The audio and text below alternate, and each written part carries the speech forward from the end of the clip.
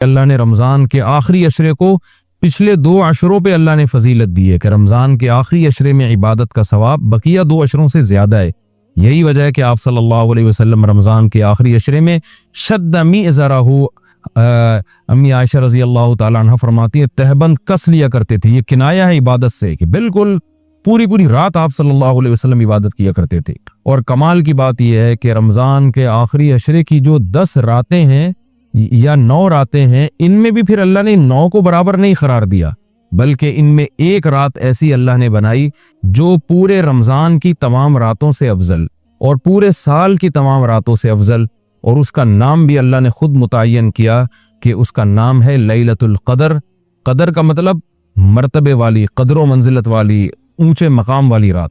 तो ये अल्लाह की आदत है कि जैसे आप देखते हैं कि मुख्तलिफ किस्म की कंपनियां मुख्तलिफ पैकेजेस निकालती हैं अपनी प्रोडक्ट को सेल करने के लिए, लोगों को फ़ायदा पहुंचाने के लिए, खुद पैसे कमाने के लिए। अल्लाह को हमारी ज़रूरत नहीं है हमारी इबादत की। अल्लाह को इस बात की ज़रूरत नहीं है कि हम उसकी इबादत करें तो उसको कोई फ़ायदा होगा, लेकिन अल्लाह हमें फ़ायदा पहुंचाने के लिए, हमें इबादत की तरफ लाने के लिए, हमारी तरबियत के लिए कि ये किसी तरह किसी बहाने आ जाएं। जैसे देखें मार्केटों में सेल लगती है ना, चीज़ें सस्ती हो जाती हैं, कंपनी का तो उसमें अपना मफाद होता है, तो गरीब से गरीब आदमी भी उस सेल की वजह से सस्ते में वो चीज़ें खरीदना शुरू कर देते हैं। तो अल्लाह ताला का तो कोई मफाद नहीं है हमसे, लेकिन अल्लाह हमें फ़ायदा पहुंचाने के लिए मुख्तलिफ किस्म के पैकेज देते हैं। क्या और रमज़ान का एक पैकेज है जिसमें गुनाहगारों को तौबा की तौफीक मिलती है। पूरे साल कुछ नहीं किया तो कुछ रमज़ान में कर लो, पूरे साल मस्जिद में इबादत की तौफीक नहीं मिली तो चलो उम्रा की आज तुम्हें तौफीक मिली, मस्जिद हराम में इबादत कर लो, यहाँ तो मैं 1 पर 1 लाख तुम्हें दूंगा। तो ये जो अल्लाह की तरफ से पैकेज हमें मिलते हैं, ये अल्लाह के फ़ायदे के लिए नहीं, हमारे फ़ायदे के लिए, कि हम जैसे नालायक शायद सवाब का सुन के कि भाई एक एक नेकी का सवाब बहुत ज़्यादा बढ़ा चढ़ा कर दिया जा रहा है, तो जैसे मार्केटों में गरीब आदमी भी वो उस जो है पैकेज की वजह से ख़रीदारी के लिए पहुँच जाता है, तो इसी तरह जो भी आखिरत की लालच रखने वाले लोग हैं, अगरचे वो गुनहगार हैं, लेकिन इस पैकेज से फ़ायदा उठाने का अल्लाह उनको मौका देता है। पूरे साल कुछ नहीं किया तो अब आओ, मेरी तरफ से सेल लगी हुई है, मेरी तरफ से एक एक नेकी पे लाखों नेकियां दी जा रही हैं, आओ मेरी तरफ और इस बहाने कुछ इबादत कर लो। तो अक्लमंद लोग अल्लाह की इस ऑफर से फ़ायदा उठाते हैं, अल्लाह की तरफ से पेश करदा इस ऑफर से और अल्लाह की इस रहमत से फ़ायदा उठाते हैं। तो वो रहमत क्या है? कुरान ने उस रहमत को बयान किया कि ये जो लैलतुल क़द्र की रात है, ये अल्लाह की तरफ से इतना बेहतरीन पैकेज है कि कुरान खुद इसका तस्करा करता है, लैलतुल क़द्री खैरुम मिन अल्फ़ि शहर। फरमाया कि अल्लाह कह रहा है कि किसी ने 1000 महीने इबादत की, जो तकरीबन 83 साल बनते हैं, तो 83 साल की इबादत का अजर एक तरफ और इस एक रात की इबादत का अजर एक तरफ। आप बताइए कितना बेहतरीन अल्लाह की तरफ से ये अल्लाह की रहमत का मामला है और अल्लाह की तरफ से ये कितना बेहतरीन पैकेज है। तो इतना ज्यादा उसमें सवाब, और अल्लाह ने बताया कि ऐसी बरकत वाली रात है। 2 जगह कुरान ने इसका तस्करा किया, इन्ना अंज़लनाहु फी लैलतिन मुबारका, कि हमने इस रात में कुरान को नाजिल किया और ये बरकत वाली रात है। एक जगह कुरान कह रहा है बरकत वाली रात, एक जगह कुरान कह रहा है क़द्र व मंजिलत वाली रात, और दोनों जगह कुरान कह रहा है कि हमने इस रात को की सिलेक्शन की है कुरान को नाजिल करने के लिए। तो एक फजीलत तो इस रात की ये है कि इसमें इबादत का अजर हजारों गुना बढ़ जाता है। आप 83 साल मुसलसल इबादत करते रहें और इस एक रात में आप इबादत करें तो अल्लाह की रहमत है कि उस एक रात की इबादत का सवाब 83 साल की इबादत के बराबर हो जाएगा। तो बहुत ही महरूमी की बात है कि कोई शख्स इस रात को सोते में गुजार दे। और उलमा ने ये बयान किया है कि जो भी फजीलत वाले दिन या फजीलत वाली रातें होती हैं, उनमें जैसे इबादत का सवाब बढ़ जाता है, गुनाह का अजाब भी उसी हिसाब से कई गुना बढ़ जाता है। जैसे मस्जिद हराम के बारे में हदीस में आता है कि एक नमाज 1 लाख के बराबर, लेकिन कुरान क्या कहता है? वमन युरिद फीही बिइल्हादिन बिगुल्मिन नुज़िक़हु मिन अज़ाबिस सईर।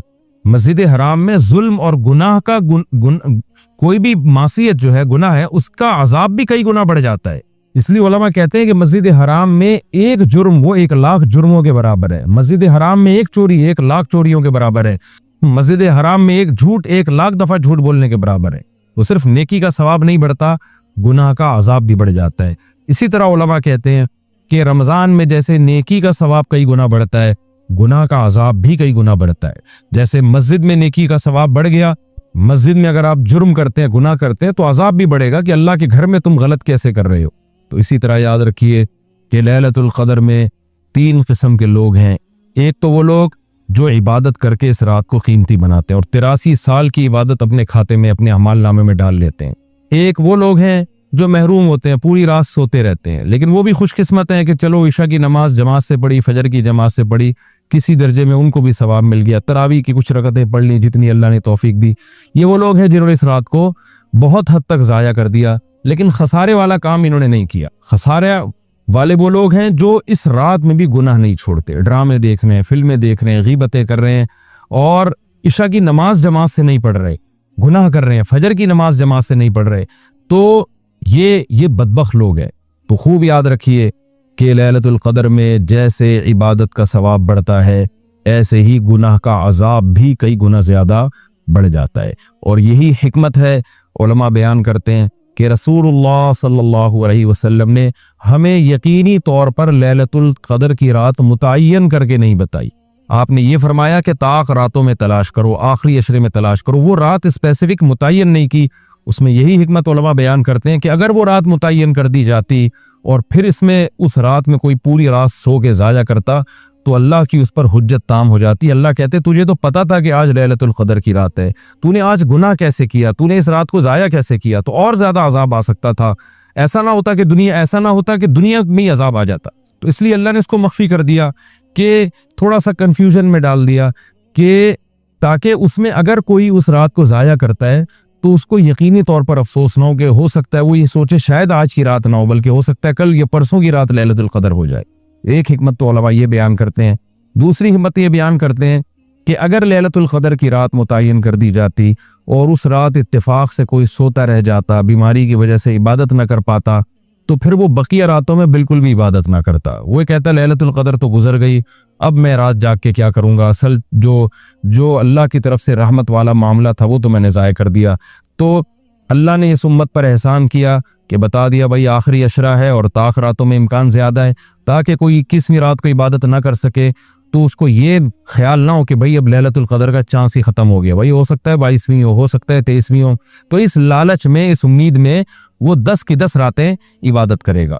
और तीसरी हिकमत उलमा ने यह बयान की है कि लैलतुल क़द्र की रात को 100% मुतय्यन करके नहीं बताया गया ताकि लोग इस बहाने ज़्यादा इबादत करें और जो तलबगार हैं उन्हीं को मिले।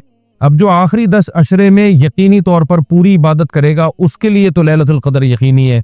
जो आखिरी अशरे में कुछ रातें जागेगा, कुछ रातें नहीं जागेगा, तो उसके बारे में इम्कान है कि शायद लैलतुल क़द्र इससे फौत हो गई हो। हाँ, ताक रातों में जो इबादत करेगा, तमाम ताक रातों में 21वीं में, 23 में, 25 में, 26वीं, 27वीं रात, 29वीं रात, तो उसके बारे में भी इम्कान है कि वो लैलतुल क़द्र को पा लेगा। तो अल्लाह ताला ये चाहते हैं कि जो पूरे आखिरी अशरे में तमाम ताक रातों में खास तौर पर इबादत करें उनको लैलतुल क़द्र मिले। तो अगर अल्लाह रात मुतय्यन कर देते तो फिर तो हर आदमी उस लैलतुल क़द्र में जाग लेता, लेकिन अल्लाह ने निज़ाम ऐसा बनाया कि भाई जो तलब करेगा और तमाम रातें जागेगा उसको तो यकीनी तौर पर लैलतुल क़द्र मिलेगी, और जो तमाम रातों में इबादत का एहतमाम नहीं करेगा तो उसके लिए मामला मशकूक है, इम्कान है कि मिल जाए, इम्कान ये भी है कि ना मिले। तो इसलिए भी उलमा कहते हैं कि लैलतुल क़द्र की यकीनी तौर पर तायीन नहीं की गई। बहरहाल बहुत कसरत से इस बारे में रिवायात हैं जिनमें आता है कि रमज़ान के आखिरी अशरे में और रमज़ान की ताक रातों में ख़ास तौर पर आप सल्लल्लाहु अलैहि वसल्लम ने फरमाया कि लैलतुल क़द्र को तलाश करो। तो हमें लैलतुल क़द्र में करना क्या है? इसमें कुछ बिदअतें भी फैली हुई हैं। जत्थे बना के मस्जिदों में जाना और इज्तिमाई इबादतें करना, ये तमाम चीज़ें असलाफ से साबित नहीं है और इनको दीन समझ के करेंगे ये बिदअत हो जाएंगी। सुन्नत से दूर हैं ये सब चीज़ें। इनफिरादी इबादत होनी चाहिए। नमाज का कोई अलग से मखसूस तरीक़ा साबित नहीं है। लैलतुल क़द्र की रात में जो तरीक़े से आम आप नमाजें पढ़ रहे हैं वही उसी तरीके से, ये नहीं कि पहली रकत में ये सूरत, दूसरी में ये सूरत, ये तमाम चीज़ें लोगों में फैली हुई हैं। ये बिदअत है, इनका हकीकत से, सुन्नत से कोई ताल्लुक़ नहीं है। तिलावत करें, दुआएं मांगें और तहज्जुद की नमाज पढ़ें। जितने नवाफिल अल्लाह आपको तौफीक देता है, आप जैसे आम मामूल है नवाफिल पढ़ने का, इसी तरह पढ़ें। और बेहतर है घर में इबादत करें, घर में अगर मुश्किल हो रही है तो मस्जिद में भी जा सकते हैं, लेकिन नवाफिल घर में पढ़ना ये मस्जिद में पढ़ने से ज़्यादा अफजल है। मस्जिद में शोर शराबा करना, लैलतुल क़द्र के नाम पे जत्थे बना के बैठना, फिर लैलतुल क़द्र की रात पे पूरी पूरी रात प्रोग्राम चलना मस्जिदों में, ये सब चीज़ें लोगों को इबादत से गाफिल करने वाली हैं। बयान भी होने चाहिए मुख्तसर, आधा घंटा हो गया, 1 घंटा हो गया, बाकी वक्त इबादत में लगाना चाहिए। कैसे प्यारे कलिमात हैं, कैसा मज़ा आता है इन कलिमात पढ़ने में। ला इलाहा इल्लल्लाहु, कोई इबादत के लायक नहीं सिवाय अल्लाह के। कितना अल्लाह ताला खुश होता है कि जब सारी दुनिया मुझे भूल गई है, हर वक्त दौलत की बातें, पैसे की बातें, मकान की बातें, प्लॉट की बातें, उससे इतने पैसे लेने, उसको इतने पैसे देने हैं, वो कारोबार बंद हो गया, उसको खोलना है, ये करना है, वो करना है, हर वक्त 24 घंटे। जिसने पैदा किया, जिसके पास लौट कर जाना है, सब चीजें छोड़नी है यहाँ पे, ये बीवी बच्चे भी छोड़ने हैं, यही खबर में उतारेंगे। जो आज कह रहे हैं ना वो रह नहीं सकते आपके बगैर, और यही उतार के आएंगे कब्र में। और अगर कोरोना से मर गए ना, अल्लाह बचाए, तो कब्र में भी नहीं जाएंगे, बोलेंगे ये तो मर गया, हमें ना मार दे कहीं। दूर दूर से देख नहीं रहे कैसे जनाजे हो रहे हैं। ये तो इंसान की मोहब्बत है, ये तो औकात है इंसान की। तो जिसके पास लौट कर जाना है और जिसने बनाया है, हुवा अअलमु बिकुम इज़ अंतुम अजिन्नतुम फी बुतूनी उम्महातिकुम, अल्लाह फरमाते हैं जब तुम माँ के पेट में तैयार हो रहे थे ना, वो रब तुम्हें उस वक्त से जानता है। उस वक्त तो वालिदैन भी इंसान को नहीं जानते। कितना करीबी ताल्लुक, हर एक का तज़किरा जबान से करेगा, नहीं करेगा तो जो सबसे ज्यादा करीब है उसका तज़किरा नहीं करेगा। और अगर अल्लाह का जिक्र करेगा भी तो किसी ने कोई वजीफा बताया होगा, जिन भगाने के लिए, दुकान खुलवाने के लिए, कारोबार खुलवाने के लिए, जी की शादी नहीं हो रही, अपनी नहीं हो रही है तो पछता रहा है उसको भगाने के लिए, हो गई है तो बच्चे नहीं पैदा हो रहे, हो गए तो वो चित्रौल लगा रहे हैं उनको सीधा करने के लिए, अल्लाह को खुश करने के लिए, अल्लाह की मोहब्बत में अल्लाह का नाम लज्जत से लेने के लिए, कि मुझे बस उससे मोहब्बत है, उसका नाम लेने में मुझे मजा आता है। इस नियत से जिक्र करने वाले मार्केट में बहुत शॉर्ट मिलेंगे आपको, बहुत कम लोग मिलेंगे। कोई बैठा हो ना सुबह अल्लाह अल्लाह कर रहा हो, क्यों कर रहे हो? वो जो फला पीर साहब ने बताया था, वो फला पीर साहब ने कहा था ये करोगे तो ये वाला काम हो जाएगा। और भाई अल्लाह ने पैदा किया है, जैसे दुनिया का तस्करा करते हो बगैर जरूरत के करते हो ना। खवातीन जब आपस में मिलती हैं, दूसरे का लिबास देखती हैं, बहन कहाँ से खरीदा, कितने का खरीदा, जरूरत होती है, हालांकि जेब में एक पैसा भी नहीं होता खरीदने का, लेकिन मोहब्बत जिस चीज से होती है उसका तस्करा करने में इंसान को, बोलो ना भाई, मजा आता है। मर्द जब आपस में बैठते हैं तनख्वाह पूछ रहे होते हैं, कैसा चल रहा है बिजनेस, क्या हो रहा है, कितना प्रॉफिट हुआ। जिस चीज से मोहब्बत है इंसान को उसका नाम लेने में मजा आता है। ये मजा अल्लाह का नाम लेने में भी पैदा कर जाए अपने दिल में, तो वही कैफियत होगी कि दम रुका समझो अगर दम भर भी ये साहर रुका। मेरा दौरे जिंदगी है जो, ये जो दौरे जाम है। हजरत फरमाया करते थे, हमारे हजरत जब बयान करते ना और अल्लाह की मोहब्बत में कभी कोई शेर सुना दिया तो पूरा मौजू उनका चेंज हो जाता था। जैसे मैं शादियों पे आता हूँ ना अगर, तो पूरा मौजू मेरा क्या हो जाता है, अरे जहन्नम की बात चल रही हो, वहां की होलनाकियां चल रही हो, सांप बिच्छू, और किसी ने शादी की बात कर ली तो हमारा पूरा टॉपिक चेंज हो जाता है ना। तो हमारे हजरत का जब बयान होता था, कहीं से अल्लाह की मोहब्बत का कोई तस्करा आ गया, अल्लाह की नेमतों का, पूरा बयान चेंज। और फिर हजरत फरमाते थे कि कुछ ना, फिर ये शेर पढ़ते थे, कुछ ना रास्ते का पता हमको न मंजिल की खबर, कुछ न रास्ते का पता हमको न मंजिल की खबर, जा रहे हैं जिस तरफ हमको लिए जाता है दिल। यानी हमें नहीं पता अब हमने कहाँ जाना है, अब तो हमें दिल लेके जिधर जा रहे हैं हम वहां चल रहे हैं, दिल घसीट रहे हैं वो। तो अल्लाह की मोहब्बत में ये हाल कि अब दिल जहां लेके जाएगा वहां, तो दिल तो यही कह रहा था बस अल्लाह का तस्करा करो बैठ के।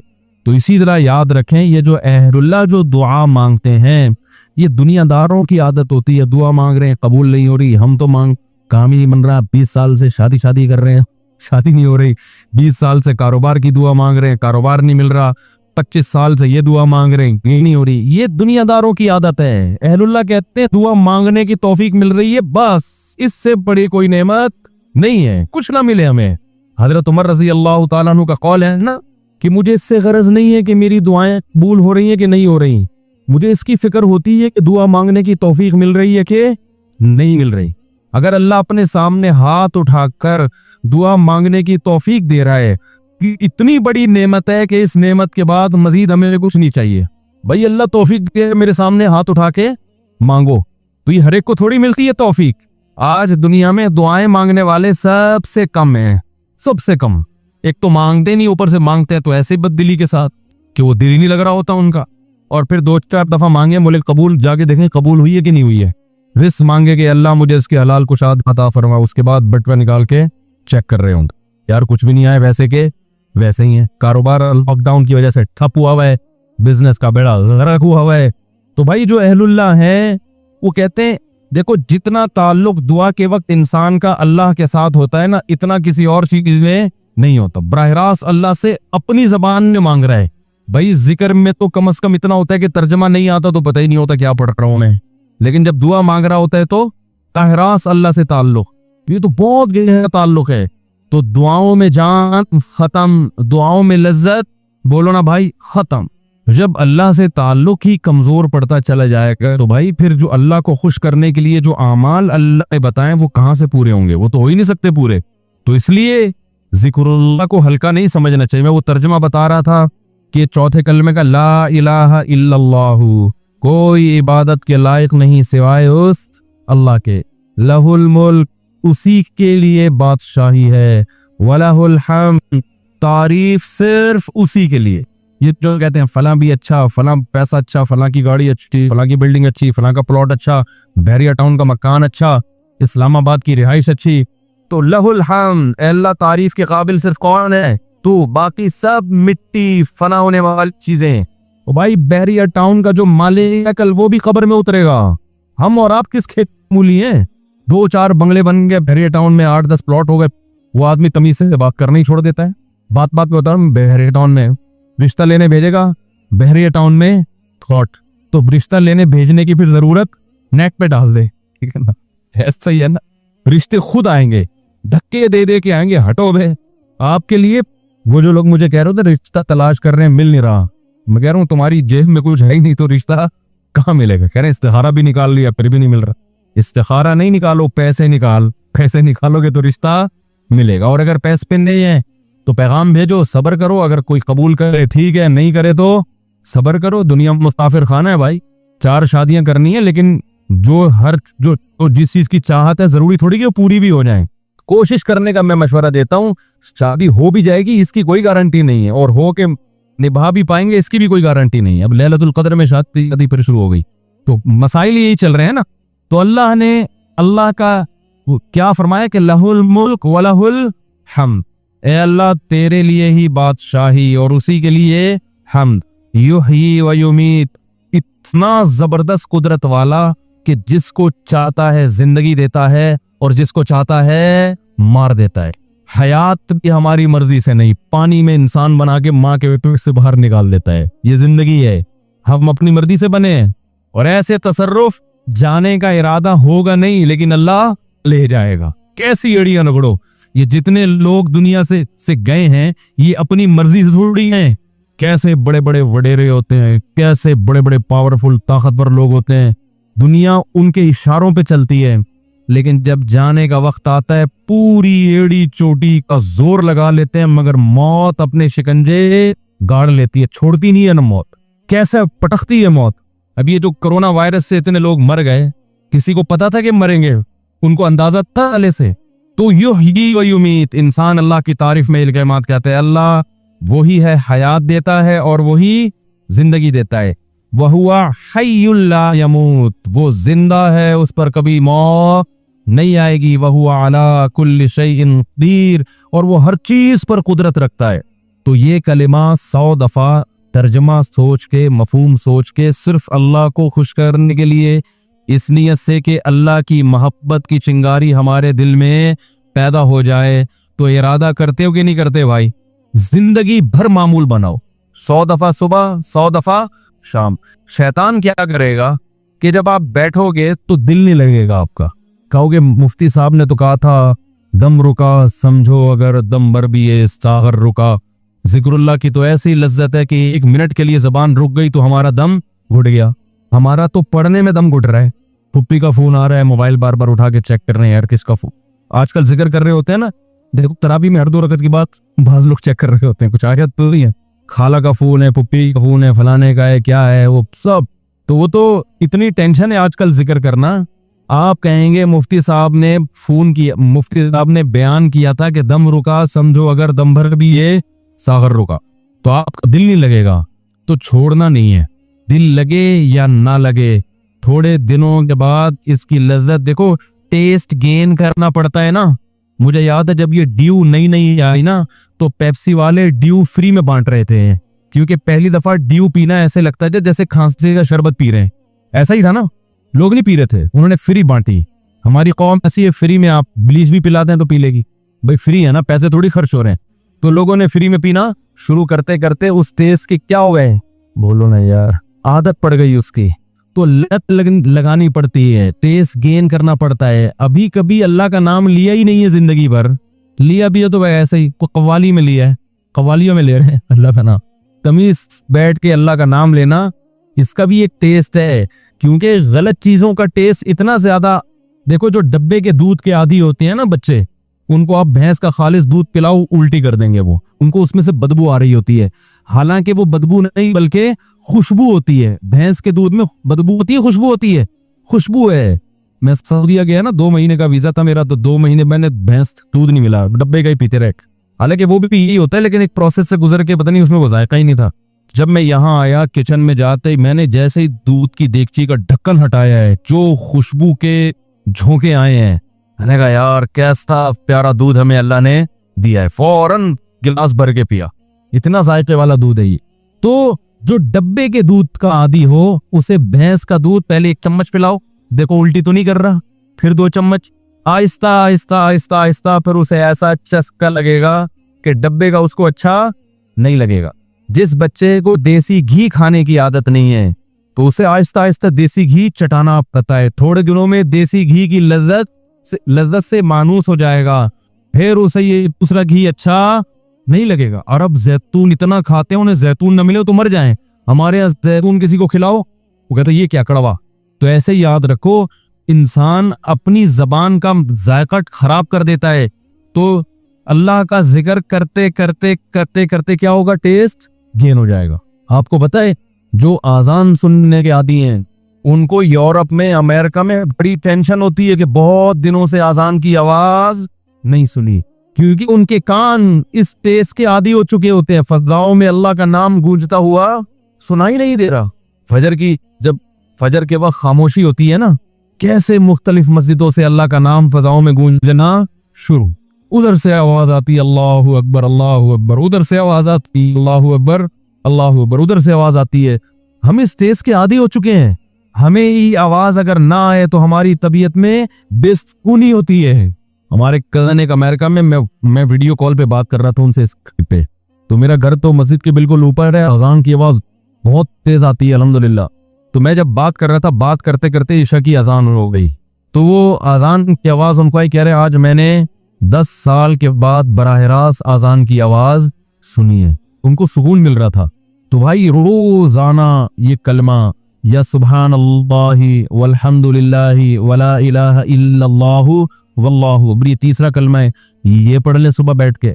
नबी सल्लल्लाहु अलैहि वसल्लम ने फरमाया ये तीसरा कलमा जिसे कहा जाता है ना, ये अल्लाह को इतना महबूब है कि सूरज जिन चीजों पे तुलू होता है ना, सारी कायनात पे ही तुलू होता है ना, तो उन सबसे ज्यादा महबूब अल्लाह को ये कलिमात है। सुभान अल्लाहि, अल्लाह हर ऐब से पाक है, वल्हम्दु लिल्लाहि, तमाम तारीफें अल्लाह के लिए हैं, वला इलाहा इल्लल्लाह, उसके सिवा कोई इबादत के लायक नहीं है, वल्लाहु अकबर, और वो अल्लाह सबसे बड़ा है। तो ये कलमात पढ़ना किस नीयत से है भाई, शताबी हो जाए, बोलो ना, कारोबार भी बरकत हो जाए। तो कुछ अल्लाह से जो वहशत की है ना, कअन्नहुम हुमुरुम मुस्तनफिरा, नबी सल्लल्लाहु अलैहि वसल्लम जब लोगों को अल्लाह की तरफ बुलाते तो ये ऐसे भागा करते थे ना अल्लाह का तस्करा सुन के। तो अल्लाह ने फरमाया ऐसे हैं जैसे वहशी गधे होते हैं ना, वहशी गधा ज़ेबरा को कहते हैं। जब आप जंगल में जाए, मैं तो गया हूं, मैंने ज़ेबरे की आंखों से देखे, जैसे ही थोड़ा सा करीब जाएंगे वो बहुत दूर भाग जाएगा, क्योंकि वो आपसे मानूस नहीं है। जंगल के जानवर मानूस नहीं होते। अल्लाह कुरान में शिकायत कर रहे हैं इंसान की कि इनको अल्लाह से इतनी वहशत है, अल्लाह को पहचानते ही नहीं है कि जब इनके सामने अल्लाह का तज़किरा किया जाए, अल्लाह की बात की जाए, ऐसे भागते हैं जैसे वहशी गधे। तो यही हाल उन लोगों की है जो अल्लाह के जिक्र से मानूस नहीं है। उलमा ये कहते हैं कि अल्लाह के साथ ना जज्बाती मोहब्बत की जरूरत है। देखो, मोहब्बत की दो किस्में हैं, एक अकली और एक तबई। दोनों में क्या फर्क है ये मैं बताता हूँ। एक मोहब्बत होती है अकली। अकली का मतलब ये होता है कि आपकी अकल ये कहती है कि इस आदमी के मुझ पे बहुत सारे एहसानात हैं, लिहाजा मुझे चाहिए कि मैं इससे मोहब्बत करूं, मेरा फर्ज बनता है, लिहाजा उस फर्ज की वजह से मैं क्या करूंगा, इसके हुकूक अदा करूंगा। ये है, ये इसका ताल्लुक कहां से है? खोपड़ी से। ठीक है, इसमें ये हो कि आप चूंकि उसके हुकूक सोचते हो तो फिर आप सोच सोच के उसकी हक अदा करते हो। दिल तो नहीं चाह रहा होता लेकिन आप हक अदा कर रहे होते हो। ये सोच, जैसे कोई टीचर है, आपको पढ़ाया उन्होंने जिंदगी भर, कहीं आपको मिले तो अच्छे तो नहीं लग रहे, ना शक्ल से अच्छे लग रहे हैं, ना बातों से अच्छे लग रहे हैं, काम भी ज्यादा लेते हैं, लेकिन यार चलो मेरे टीचर हैं। इस्लाम में टीचरों का बड़ा एहतराम है, हमारा कल्चर भी कहता है कि टीचर्स का ख्याल करना चाहिए, तो चलें इनको मैं कुछ गिफ्ट ही दे दूं। दिल तो नहीं चाह रहा लेकिन चलो यार टीचर को भी की खिदमत करनी चाहिए। ये वो मोहब्बत है जिसमें हरकत कहाँ हो रही है, इतना इशारा करके दिखा रहा हूं फिर भी समझ में नहीं आ रहा, बोलो ना भाई पूरी, और बाकी उंगली को छेड़ो, दिमाग हरकत में आ रहा है, ठीक है ना। और एक होती है माँ से बच्चा बिछड़ जाए और माँ की जब उस पर नजर पड़ती है तो हरकत यहाँ होती है, यहाँ होती है एकदम जज्बाती।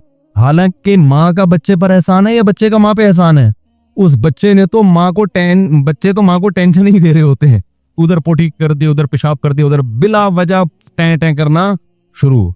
हमारे यहाँ तो अल्लाह का शुक्र है बच्चे हैं, अल्लाह सब घरों को बच्चों से आबाद करे, फैमिली प्लानिंग की लानत से अल्लाह बचाए, घरों की रौनक ही खत्म कर दी।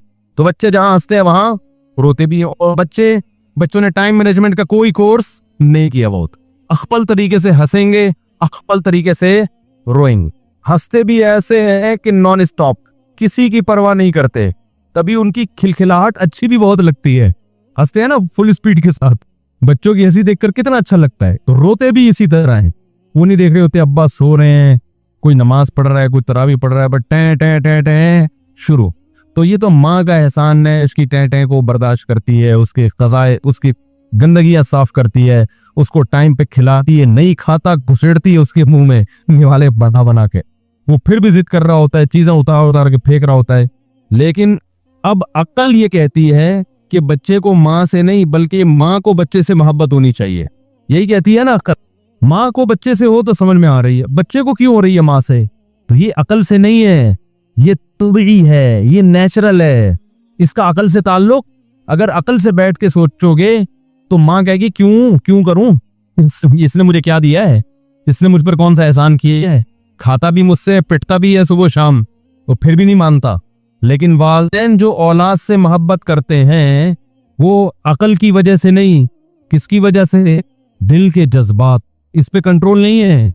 ये मोहब्बत जानवरों में भी है। बिल्ली अपने बच्चों से मोहब्बत करती है कि नहीं करती है? बोलो ना भाई, बिल्ली में तो शुरूर है ही नहीं। अगर वो अकल की वजह से कर रही होती तो सबसे पहले अपनी माँ से करती ना, जिसने उसको जना था। अपनी माँ को तो कभी बिल्ली ने पलट के, जब से उसकी शादी हुई है, पलट के पूछा ही नहीं। जब से उसकी जिंदगी में बिल्ला आया है ना, बिल्ली सबसे पहले किसको भूली है? अपनी माँ। बोले अम्मा टाटा। वही गोरों वाला कल्चर, 18 साल की हुई टाटा, जा रहे हैं। गोरे तो फिर भी साल में एक आध दफा मदर डे फादर डे मना के पूछ रहे थे, बिल्ली तो ये भी नहीं करती।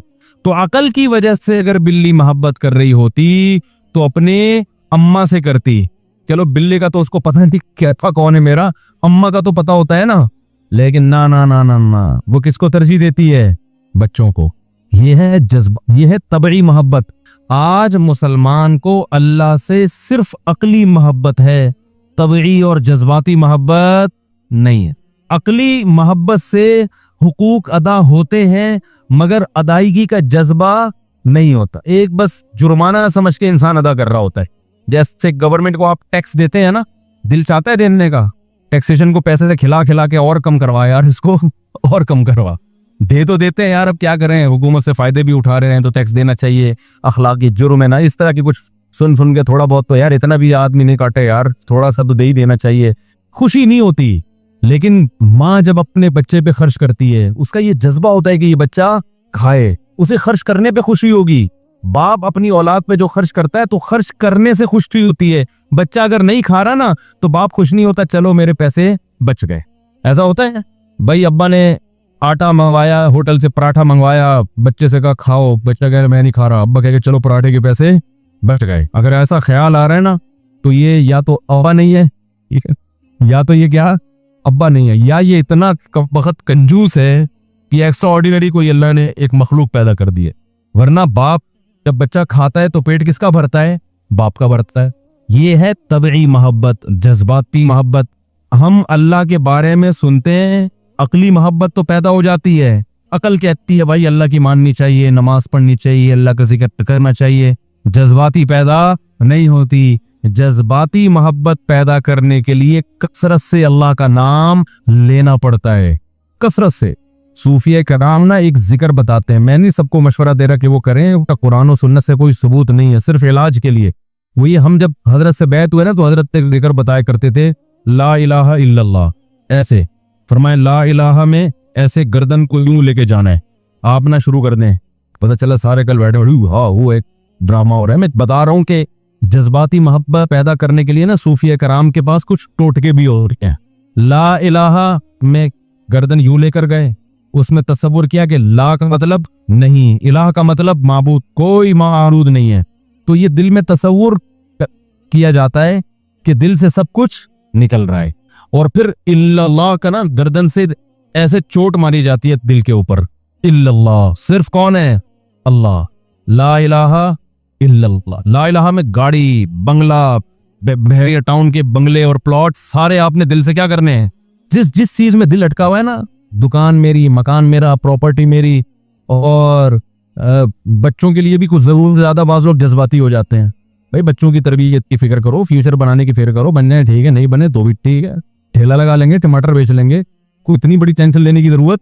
मेरे बच्चे के नंबर कम आ गए, मेरा बच्चा मेडिकल कॉलेज में एडमिशन ले सकता, मुझसे आके कहते हैं हाय हाय अब क्या होगा, मैं कहता कुछ भी नहीं होगा, टमाटर बेचेगा, आलू बेचेगा।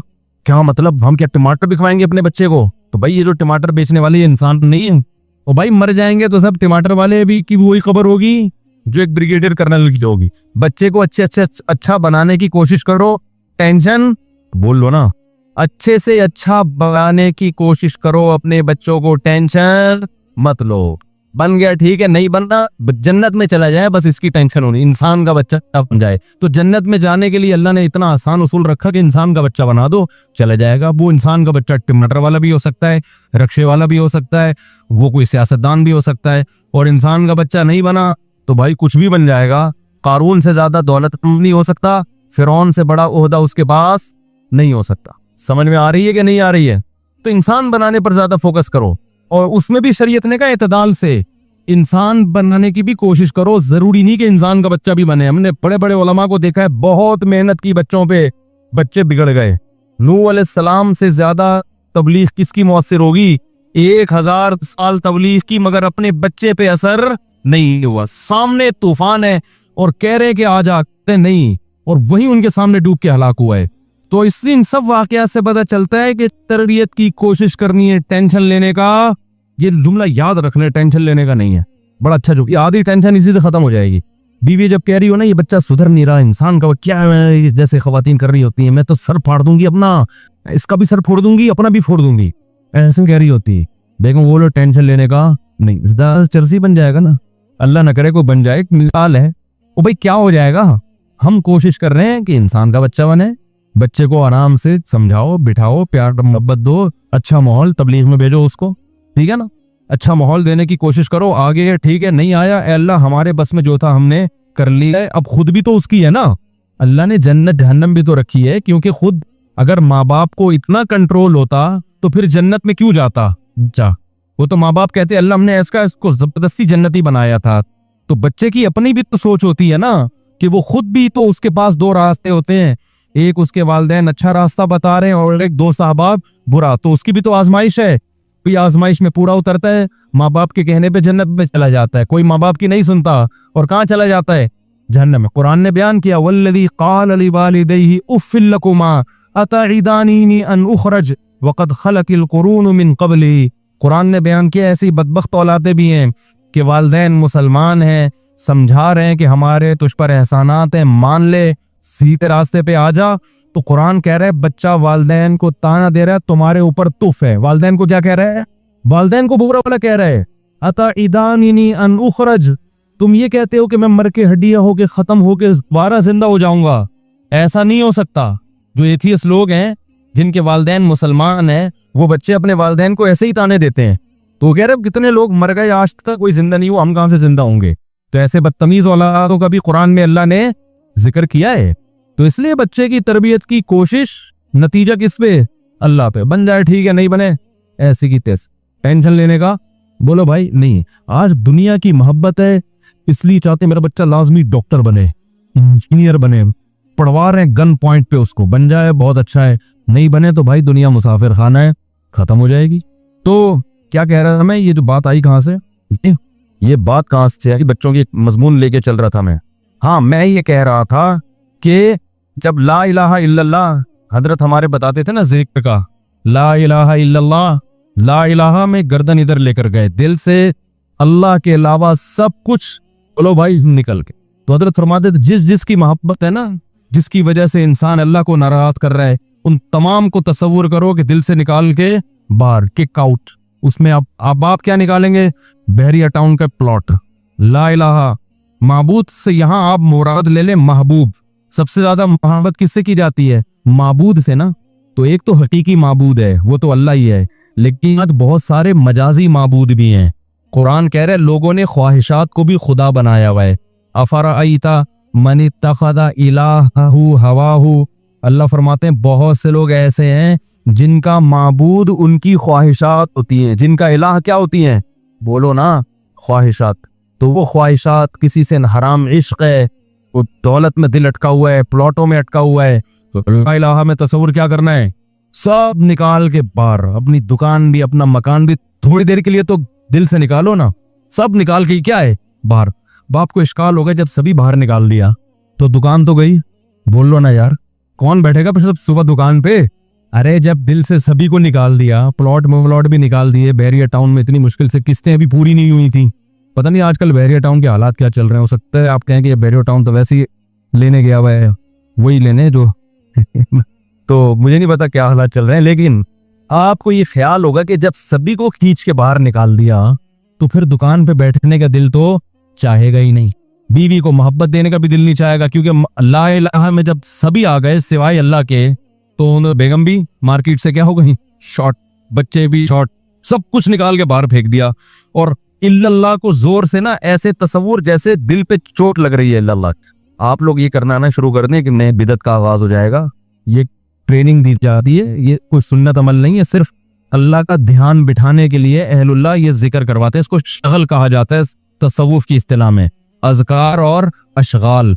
ये प्रैक्टिस से क्या होता है कि अल्लाह की जज्बाती मोहब्बत पैदा होती है इससे, बतौर इलाज है ये। तो इलाज के तौर पर तो कुछ भी किया जा सकता है ना, उसके लिए सबूत जरूरी नहीं है। लेकिन जब लोग खुद से करना शुरू करते हैं तो एक बिदत बन जाती है फिर वो। तो किसी शेख से इस्ताई ताल्लुक हो तो इनफरादी तौर पर अगर वो जिक्र कराएं तो ठीक है, खुद से ना करें। मैं तो सिर्फ ये बता रहा हूँ कि अहलुल्लाह के यहाँ कैसी प्रैक्टिस कराई जाती है अल्लाह की तवी और जज्बाती मोहब्बत पैदा कराने के लिए। तो ला इलाहा में सब निकाल के बार, और इल्लल्लाह की चोट तो ये बार बार तब 200 मरतबा कम से कम एक टाइम पे किया जाता है। तो उससे तसव्वुर बनता है भाई, सब बार सिर्फ कौन? इल्लल्लाह इल्लल्लाह इल्लल्लाह। फिर 200 दफा तो ला इलाहा इल्लल्लाह, फिर 400 दफा सिर्फ इल्लल्लाह इल्लल्लाह इल्लल्लाह इल्लल्लाह इल्लल्लाह इल्लल्लाह इल्लल्लाह, सिर्फ अल्लाह सिर्फ अल्लाह सिर्फ अल्लाह। तो टेस्ट गेन होना, बोलो भाई चलो। तो अल्लाह के नाम का चस्का शुरू हो जाता है। फिर दिन भर ये ध्यान होता है भाई सिर्फ अल्लाह है, तो ये दुकान क्या है? अब मैं एक इश्काल का जवाब दे रहा था, दुकान तो चली गई। बोलो भाई तेल लेने गई है ना, ये बोलने में क्या झट्टा आता है? तो ये तो फिर हम दुनिया में कुछ कर ही नहीं सकेंगे भाई। जब सिर्फ अल्लाह आएगा ना, जब अल्लाह की मोहब्बत आएगी तो फिर सारे काम किसके लिए होंगे? फिर दुकान पे भी किसके लिए बैठेगा? अल्लाह। अल्लाह ने दुकान बंद करने का हुक्म थोड़ी दिया है।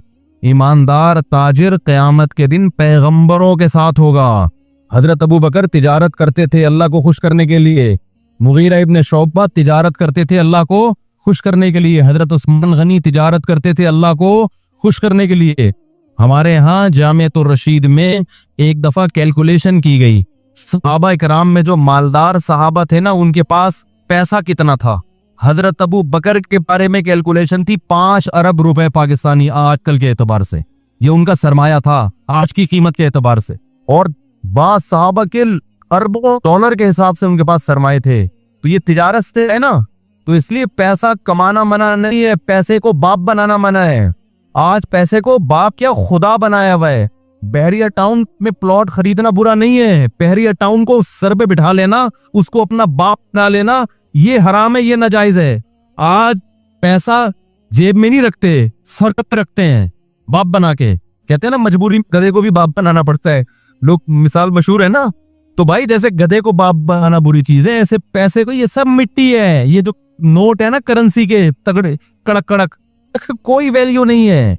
ये सोना चांदी कुछ भी नहीं है। अभी आंख बंद होगी ना, अल्लाह ना करे, आंख बंद हुई, ये सोना ढेर मन कब्र में लाके रख दो, कोई वैल्यू नहीं। ये करेंसी आखिरत में चलने वाली है ही नहीं। मिस्र के मुमताज आलिम दीन प्रोफेसर डॉक्टर अहमद करीमा ने स्कूलों में नकाब पर पाबंदी की हिमायत का ऐलान कर दिया है। प्रोफेसर अहमद करीमा का कहना है कि चेहरे का नकाब ना वाजिब है, ना फ़र्ज़ इस्लाम में ख़वातीन के लिए सर के बाल ढांपने का हुक्म है। मिस्र के उलमा तो दाढ़ी के कायल नहीं हैं, लिबरल हो गए हैं। तो मिस्र के उलमा को नहीं सुने आप, उनमें अच्छे लोग भी हैं, लेकिन मेजॉरिटी वहाँ बहुत ही लिबरलिज्म बहुत फैल गया है। तो अभी वो हैसियत नहीं रही है उन लोगों की। औरत पे नकाब बाज़ आइमा के नज़दीक तो फ़र्ज़ है। उम्महातुल मोमिनीन जब पर्दे की आयतें नाजिल हुई तो उन्होंने चेहरे का पर्दा किया है और उन पर चेहरा छुपाना फ़र्ज़ हुआ है। बाकी ठीक है, ये मसला इख्तलाफी है, लेकिन इतनी बात तो है कि शरीयत अप्रिशिएट तो करती है ना चेहरे के नकाब को। कोई औरत पर्दा करना चाहेगी तो उसको रोकने पे पाबंदी है। तो मिस्र के जिन मौलाना साहब ने ये फतवा दिया है ना कि इस्लाम में चेहरे का पर्दा फ़र्ज़ है या नहीं है फ़र्ज़, उनसे ये पूछा जाए कि इस्लाम में क्या ये कानून बनाने की इजाज़त है कि औरत चेहरे का पर्दा नहीं कर सकती। एक औरत चाह रही है अपने चेहरे को छुपाना, आप उसको चेहरे को खोलने पर मजबूर करो, क्या इस्लाम में इसकी इजाज़त है? तो कतई इजाज़त नहीं है। औरत जितना पर्दा करना चाहे इस्लाम उसको अप्रिशिएट करता है। अगर शुरू में नीयत उम्रा करने की थी मगर बाद में सऊदी अरब में ही जॉब नौकरी के लिए इंटरव्यू का मौका भी मिल गया, तो क्या इंटरव्यू देना, नौकरी की तलाश करना दुरुस्त है? बिल्कुल दुरुस्त है, कोई हरज नहीं है। अल्लाह मियां ने कहा ना कि जब तुम हज के लिए जाते हो तो तिजारत करने में भी कोई हरज नहीं है, तो जाएं हज की नीयत से, गरीबी में बिजनेस भी कर लें। अगर ज़कात अदा करना 1 साल की बाकी है तो वो अदा किए बगैर उम्रे पर जाना कैसा है, जबकि उम्रे से वापस आकर ज़कात अदा करने का इरादा हो, ठीक है कर सकते हैं ऐसा। क्या औरत अपनी 2 साल की बेटी के साथ अपने महरम के बगैर उम्रे के सफ़र से वापस आ सकती है? देखो, उम्रे या हज का सफ़र ये महरम के बगैर जायज़ नहीं है। शदीद ज़रूरत के वक्त इतनी गुंजाइश है कि जैसे वहाँ से सऊदीया से वापस आ रही है, कोई महरम का इंतज़ाम नहीं है, तो इसकी मजबूरी में गुंजाइश है कि वहाँ से, क्योंकि आजकल वो जहाज़ में वो फितने का अंदेशा नहीं होता जो पहले हुआ करता था। पहले सफ़र में ना इतना लंबा अरसा सफ़र होता था, तो एहतियात के तो बहरहाल खिलाफ है, लेकिन मजबूरी है, कोई नहीं हो रहा इंतज़ाम तो फिर गुंजाइश है इसकी। लेकिन उम्रे के दौरान जो है जाते हैं, 10 दिन का उम्रा है, 20 दिन का उम्रा है, या 40 दिन का हज का सफ़र है, ये बड़ी लंबी ट्रैवलिंग होती है। इसमें बगैर महरम के जाना बिल्कुल जायज़ नहीं है, और इसमें बहुत ज़्यादा फितने हैं बगैर महरम के औरत के। लोग ये समझते हैं कि हम औरत के साथ मुक़द्दस सफ़र पे जाएंगे तो फितना नहीं होगा। ये बिल्कुल बचकाना बेवकूफ़ों वाली बातें हैं। मर्द और औरत जहाँ इकट्ठे होंगे एक दूसरे की तरफ अट्रैक्शन होगी, चाहे हज का सफ़र हो, चाहे उम्रे का सफ़र हो, चाहे वो फिल्म देखने जा रहे हो। इसका सिनेमा घर से, फिल्म से, हज से कोई ताल्लुक नहीं है। और हज में बहुत ज़्यादा फितना होता है। अगर कोई जवान खातून हज में चली गई, उनका कोई महरम नहीं, हाजियों को बहुत टाइम मिलता है उसको पटाने का, बहुत मौका मिलता है हाजियों को। पता होता है पीछे अभी कोई मर्द नहीं है, तो वो खिदमत करना शुरू कर देंगे। कोई भी कहीं भी किसी को कोई खूबसूरत औरत नजर आती है ना, सब खिदमत करते हैं, ये मैंने देखा है। सफ़र में, हज में, उम्रे में, कहीं भी कोई आंटी हो, जवान हो, खूबसूरत हो, हर आदमी का दिल चाहता है कि अल्लाह को खुश करने के लिए इनकी खिदमत करे। वो ये हर आदमी, सिवाय बहुत ही जिनके दिल में अल्लाह का खौफ होता है, वो एक आध वो रिजर्व रहते हैं, वरना 99% चाहे दाढ़ी हो, नमाजी हो, हाजी हो, मुफ्ती हो, बुजुर्ग हो, कारी हो, इंजीनियर हो, डॉक्टर हो, सबका दिल चाहता है कि यार मैं इनकी जितनी खिदमत कर सकता हूं मैं करूं। ये करते हैं लोग। ठरक मर्दों में अल्लाह ने रखी है, ये निकाली नहीं जा सकती। ये हज करने से खत्म नहीं होती है, खूब समझ लो। हज में कोई चीज नहीं है जिससे अंदर के मर्दानापन कम हो रहा हो। नमाज में कोई ऐसी चीज नहीं है जिससे आपके मर्दाना हार्मोन्स या टेस्टोस्टेरोन लेवल जो है वो आपका कम हो जाए, बल्कि बढ़ता ही है। ये टेस्टोस्टेरोन जो है ना, एक मर्दाना हार्मोन्स होते हैं मर्दों में, ये जब तक होते हैं तो आदमी रहता है। उसकी औरत की तरफ अट्रैक्शन होती है। जैसे जैसे आदमी की उम्र बढ़ती है ये टेस्टोस्टेरोन लेवल आहिस्ता आहिस्ता क्या होता है, कम होना शुरू होता है। 16 साल में पीक पे होता है ये, 16 साल की उम्र में ये उबल रहा होता है, ठीक है ना इतना ज्यादा होता है। 16 साल के बाद आहिस्ता आहिस्ता कम होता है। 16 साल की उम्र में बहुत पीक पे होता है ये, तभी शहवत से भरा हुआ होता है। नाइट फॉल 2-2 दफा लड़कों को होता है 16 साल की उम्र में। दोपहर सोए, कहते हैं ना ट्रक उलट गया, फिर रात को सोए फिर ट्रक उलट गया, फिर गुसल करके सोए फजर से पहले फिर उलट गया। ये 3-3 दफा तो ट्रक लोड भी हो रहा है, उलटना इसकी अलामत है कि लोड हो रहा है ना।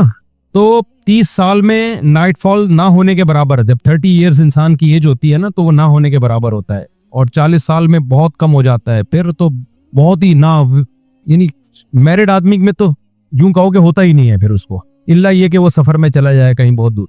तो अब ये जो टेस्टोस्टेरोन जो मर्दाना हार्मोन्स है ना, ये जब बात चली पड़ी है तो मर्दाना की जहां बात आएगी नौजवानों को बड़ी दिलचस्पी होती है कि यार ये हार्मोन्स बढ़ेंगे कैसे। अब आपको ना अब दिमाग में ये चीज आ रही होगी, यार मुफ्ती साहब ये छोड़ो, महरम के बगैर जाना चाहिए ना महरम, अब ये होता है ये हार्मोन्स बढ़ेंगे कैसे। तो ये भी बता देता हूँ, आप डॉक्टरों से तहकीक कर लें, ये जो हार्मोन्स बढ़ते हैं ना ये कोई ऐसी मेडिसिन नहीं है।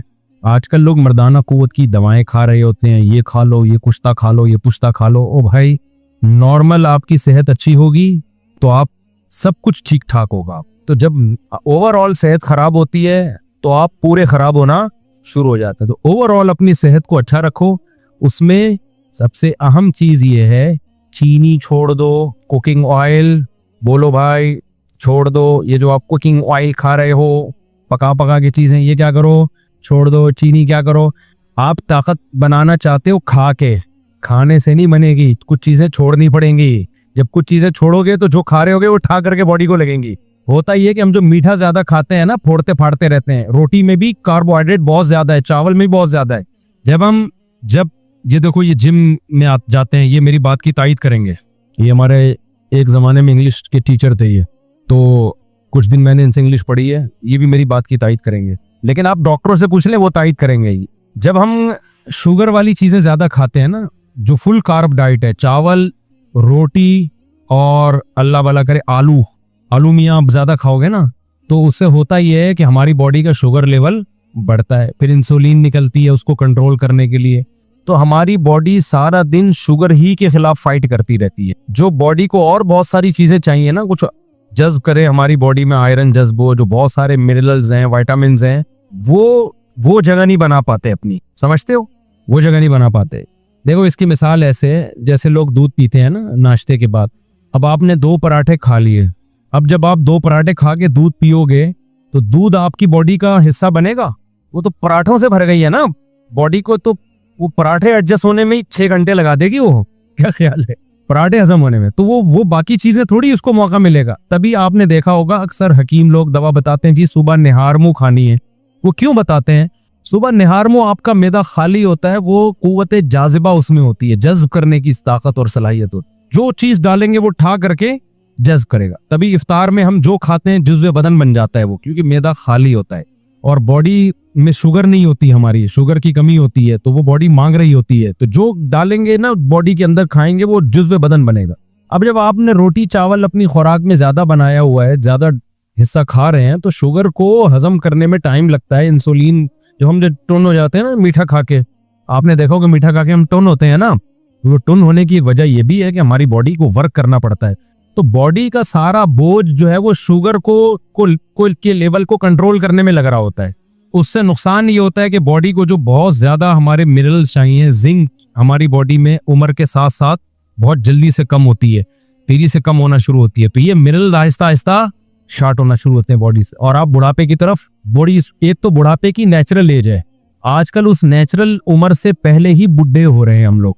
तो इसलिए आप चाहते हो ना आपकी सेहत अच्छी हो जाए, तो आपको एंटी एजिंग चीजें खानी पड़ेंगी। 16 साल का नौजवान लौंडा लपाड़ा कितना भी गलत खाए ना, फिर भी उसका टेस्टोस्टेरोन लेवल कहाँ होता है? पीक पे होता है। अब जब उम्र आपकी बढ़ती है तो फिर आपको वो चीजें जो आपको वक्त से पहले बूढ़ा कर दें, उन चीजों से अवॉइड करना है। खाना मजीद कुछ नहीं है, आपने खाना छोड़ना है। आपने नहीं आई बात, मेरा ख्याल है। तो गलत चीजें जब छोड़ देंगे ना, तो थोड़ी थोड़ी भी खाएंगे वो ठा करके बॉडी को लगेंगी। तो गलत चीजें छोड़ दो आप। गलत में क्या है? चीनी छोड़ दो भाई, जितने भी कुकिंग ऑयल आ रहे हैं इनको घर से हमेशा के लिए निकाल दो, इनकी जगह देसी घी ले आओ। अब आप बोलोगे भाई तुम्हारा बाप खरीदने के पेट्रोल के पैसे हैं नहीं, देसी घी तुम्हारा बाप खरीदेगा। सवाल ये पैदा होता है, बड़े काम की बातें बता रहा हूँ आपको। तो भाई देसी घी बहुत थोड़ा इस्तेमाल कर लो ना, महंगा होता है लेकिन कुकिंग ऑयल जितना डलता है ना देसी घी उसका आधे से भी कम डलता है, देसी घी में पका लो। और आसान हल आपको बताता हूँ, सौराब गोट पे जाओ, दुम्बे की चर्बी चक्की खरीद के ले आओ, चक्की खरीद के लाओ दुम्बे की, उसमें बड़े मिनरल्स होते हैं बहुत सारे जो हमारी बॉडी को चाहिए ना उसमें होते हैं वो चक्की में। आपने क्या करना है, चक्की को थोड़ा थोड़ा टुकड़े करके हांडी में, स्टील की देगची ले लो क्योंकि सिल्वर के बर्तनों में नहीं पकाना चाहिए चीजों को। तो आपने क्या करना है, वो चक्की को लेके आपने हल्की आंच पे उसको पकाना शुरू करो। मैं एक दफा गलत तजर्बा कर चुका हूं, मैं अपने तजर्बों से आपको चाह रहा हूं फायदा पहुंचाऊं। आपने उस चक्की को हल्की आंच पे पकाना शुरू करना है, थोड़ा सा पानी डाल लो बेशक कोई हर्ज नहीं है। तो जब उसका तेल निकलना शुरू हो जाए ना तो उसको जैसे जैसे घी निकलता जाए उसको अलग बर्तन में निकाल दो। मैंने गलती ये की थी कि वो मैंने कहा जब आखिरी दम तक तेल निकलेगा ना तो निकालता रहूंगा, उसमें जल जाता है क्योंकि जो पहले चर्बी में ऑयल निकल चुका है वो जल जाता है। तो जैसे जैसे उसको ऑयल निकलता जाए उसे दूसरे बर्तन में निकालते जाओ, फिर आखिर में जब आपको लगेगा ना ये जलने लगी हैं बोटियां तो फिर छोड़ दो उसको। तो वो जो तेल निकलेगा, वो जो घी निकलेगा, उसे अपने वो आप किसी ठंडा करके उसको सेव कर लो। और फिर मेरे भाई अपनी अम्मी से बोलो, जो बच्चे हैं जो शादीशुदा हैं वो अपनी बेगम से बोले अपनी जिम्मेदारी पे कि खाना इसी में पकेगा, ये थोड़ा डलेगा, ये ज्यादा नहीं डलता, थोड़ा डलेगा। पराठा किसमें पकेगा बोल लो ना, इसमें मजा ना आए पैसे वापस, इससे आपका जो टेस्टोस्टेरोन लेवल है वो उबलना शुरू हो जाएगा। समझ रहे हो? अम्मी को नहीं समझाओ, अम्मी को क्या पता टेस्टोस्टेरोन क्या होता है, कह रहे क्या करें अब, अम्मी को नहीं, फिर अपने खुद करो ना। मैं भी घर वालों को समझाता हूँ, नहीं समझ में आता ना घर वालों के। तो मैंने अपने लिए एक अलग फ्रिज ले लिया छोटा सा, दुम्बे की चर्बी ला के उसमें रख दी, बकरीद में ला के रखी थी, अब तक तौफीक नहीं हुई, उसका टाइम ही नहीं मिल रहा। तो हम भी बातें ही कर रहे हैं, खाम भी वही पराठे रहे हैं होटल के, लेकिन बातें तो अच्छी करनी चाहिए ना इंसान को। लेकिन मैं आपको सही बात बता दूं, चंद दिन आप खुराक पे कंट्रोल कर लो, जिंदगी बन जाएगी, मजा ना आए पैसे वापस, ऐसी जिंदगी अच्छी हो जाएगी ना, सेहत खानदानी हो जाएगी। आपको लगेगा अच्छा यार इसको बोलते हैं सेहत, इसको बोलते हैं। अभी हम लोग सब बीमार हैं, सब बीमार चल रहे हैं, इतनी गंद बला खा रहे हैं ना हम लोग। चंद दिन खुराक पे कंट्रोल कर लो। तो आपने क्या कर, दोबारा से यार हम उसको तो कंटिन्यू चलने दो ना। अच्छा मैंने ये किया था, हमने इस दफा ऊंट कुर्बान किया ना, उसमें बहुत थोड़ी चर्बी निकली, तो मैंने ऊंट की चर्बी का घी निकाला। मैंने व्लॉग नहीं बनाया उसका, लेकिन बनाना चाहिए था। तो सोच रहा हूँ दुम्बे की चर्बी का बनाऊं, इससे लोगों को बड़ी वो मिलती है ना, बड़ी चर्बी मिले चर्बी देख के ताकत आ जाती है उनमें। तो ऊंट की चर्बी का मैंने बनाया था, उसको काट काट के ना चर्बी को उसी तरह पका के, ऊंट में चर्बी बहुत थोड़ी होती है, तो 2 बोतलें इतनी बड़ी बड़ी घी निकल आया था उसको। तो मैं जिस होटल से पराठे मंगवाता हूँ ना, मुझे होटलों के पराठे पसंद हैं, तो उस होटल वाले को मैंने वो घी रखवा दिया उसके पास कि इस चर्बी में घी पराठा बना के दो, तो वो मैंने पूरा खत्म कर दिया अल्हम्दुलिल्लाह। ऊंट की चर्बी तो बहुत मुफीद है सेहत के लिए। तो ये जो कुकिंग ऑयल है ना, इससे आप अपनी जान छुड़ाएं, वरना ये आपकी जान ले लेगा। जब बीमार हो गए ना, इतने यार ऐसे ऐसे बच्चों के किडनी फेल, शुगर इतने छोटे छोटे बच्चों को हो रही है। 25 साल का जवान आदमी हार्ट अटैक, 30 साल का जवान आदमी हार्ट अटैक, 35 साल का पठान पिशावर का जो जिसका मैंने वो व्लॉग बनाया था, इतने सेहतमंद लोग भी क्या हो रहे हैं 35 साल में हार्ट पेशेंट बने हुए हैं। तो ये इन्हीं गन भला खा के तो बने हुए हैं। तो आपने क्या करना है, चीनी से जान छुड़ानी है, और मीठे से, सिर्फ चीनी नहीं है, मीठा ज्यादा छोड़ दो आप। और दूसरा क्या करना है आप लोगों ने, ऑयल से क्या करनी है, जान छुड़ानी। तो जाओ वहां से, ये जो जितने भी वेजिटेबल के ऑयल होते हैं ना, जो जैसे सरसों का तेल है या इस तरह के, ये पकाए नहीं जाते हैं। अब पकाए बगैर मजा नहीं आता खाने में, तो पकाने से ना इनकी तासीर खत्म हो जाती है, इनकी तासीर चेंज हो जाती है। तो पकाने के लिए अल्लाह ने सिर्फ जानवर का फैट रखा है, ये दुम्बे की, क्योंकि गोश्त अल्लाह को पता था पकाए बगैर नहीं खाया जाता। तो अल्लाह मियां ने क्या किया, जानवर के अंदर ही चर्बी पैदा कर दी, ताकि अल्लाह की तरफ से जो हमें गोश्त की सूरत में गिफ्ट मिला है वो पूरा गिफ्ट हो जाए। देखो बड़ी कंपनियां जब कोई चीज देती है ना, तो पूरी पैकिंग के साथ देती हैं। आपने देखा होगा पहले शहद मिलता था, उसके अंदर चम्मच भी होता था, किसी चम्मच से निकाल के खाएं आप। बच्चों के लिए जो मेडिसिन आती है, दवाएं आती हैं, ड्रॉपर भी उसी में होता है, सिरप के साथ ड्रॉपर मौजूद है, इसी ड्रॉपर से आप निकाल लिएगा। तो अल्लाह मियाँ ने जानवर के अंदर चर्बी इसलिए रखी है कि कुकिंग ऑयल तो आज इजाद हुआ है ना, गोश्त तो सदियों से खाया जा रहा है। अल्लाह को पता था ये पकाएंगे किस चीज में। गोश्त अगर इसी बॉयल करके खाएं मजा थोड़ी आता है, वो तो और घिन आती है। गोश्त का तो जब तक ऑयल ना डालें, कोई चिकनाई ना डालें, पकता ही नहीं है, वो सही है, जायका ही नहीं आता उसमें। तो अल्लाह मियाँ ने क्या किया, अल्लाह मियाँ ने इंडोनेशियन जबान में इनको तर्जमा करके पता चल जाए, ताकि इनको भी पता चले अल्लाह मियाँ क्या क्या कर रहे हैं, ठीक है ना। इनको भी बताएं भाई इंडोनेशिया जबान में, मलाई जबान में तर्जमा करके। मलाई तो मलेशिया की जबान है। अच्छा खैर, इनको मलाई की फजीलत भी बताएं। तो अल्लाह मियाँ ने क्या किया कि अल्लाह मियाँ ने बोला कि ये जो जानवर है इसी के अंदर चर्बी पैदा कर रहा हूं, तो इसी चर्बी में तुमने गोश्त पका के खाना है। अच्छा, ये इतनी बड़ी नेमत है चर्बी, जानवर की में जो चर्बी होती है ना, फैट होता है, इतनी बड़ी नेमत है कि अल्लाह ताला को ने जब यहूदियों ने अल्लाह को बहुत, मूसा अलैहिस्सलाम को तंग किया और अल्लाह के हकाम की धज्जियां उड़ाई ना यहूदियों ने।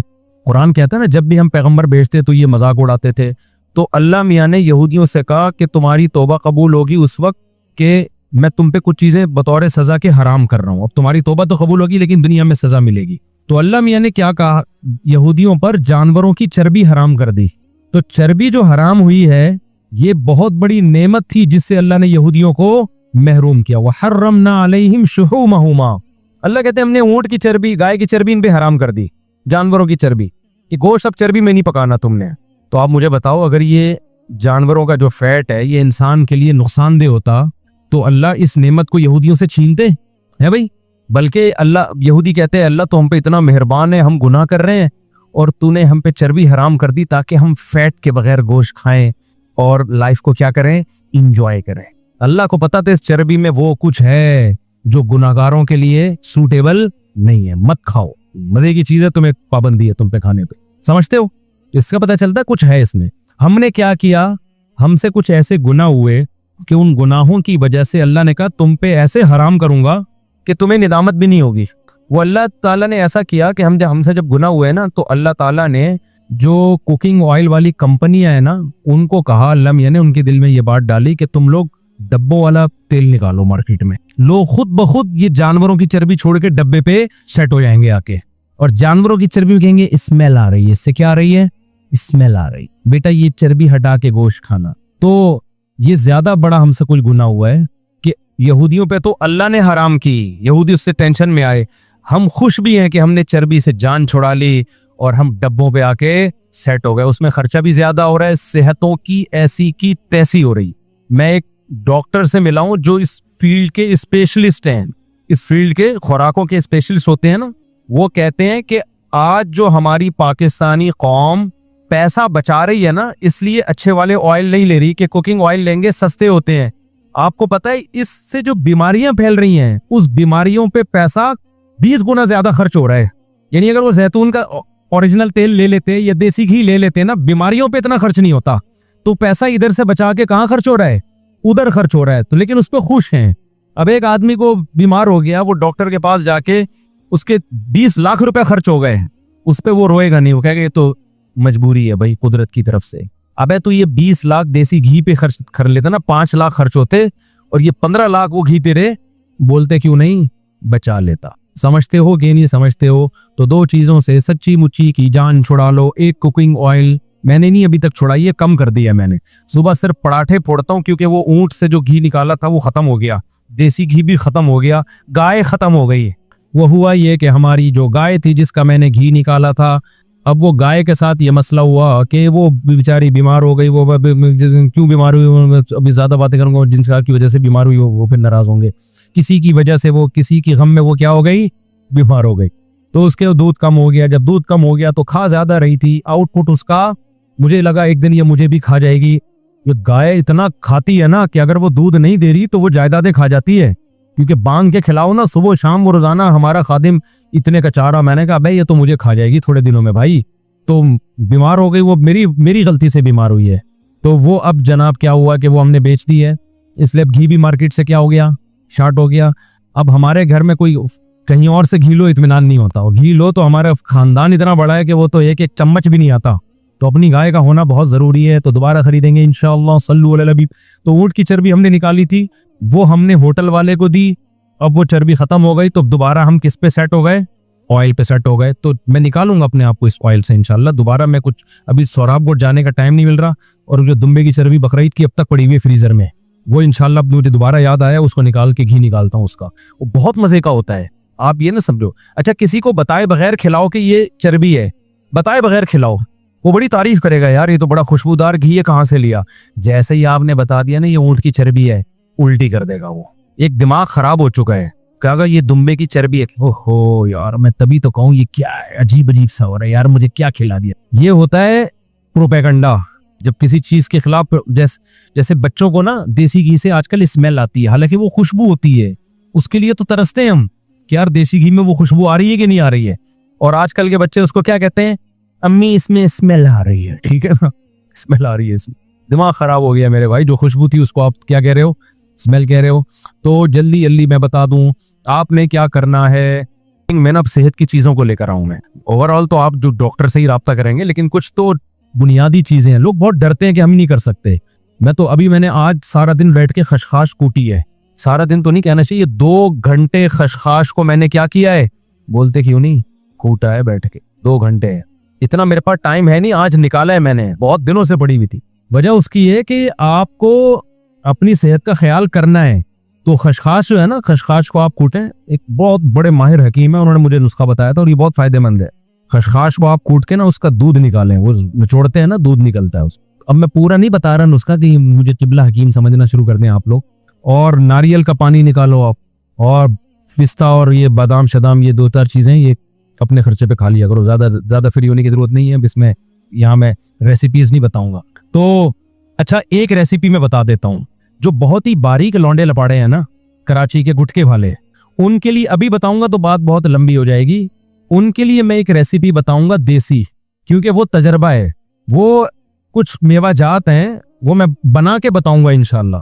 तो वो जितने बारीक बारीक लौंडे लपाड़े हैं ना गुटके की वजह से, या वैसे ही उनकी एक्सरे रिपोर्ट कमीज उतारते ही पसलियां नजर आती हैं, वो नुस्खा इस्तेमाल करें, इंशाल्लाह हट्टे कट्टे हो जाएंगे। वो बहुत जबरदस्त चीज है।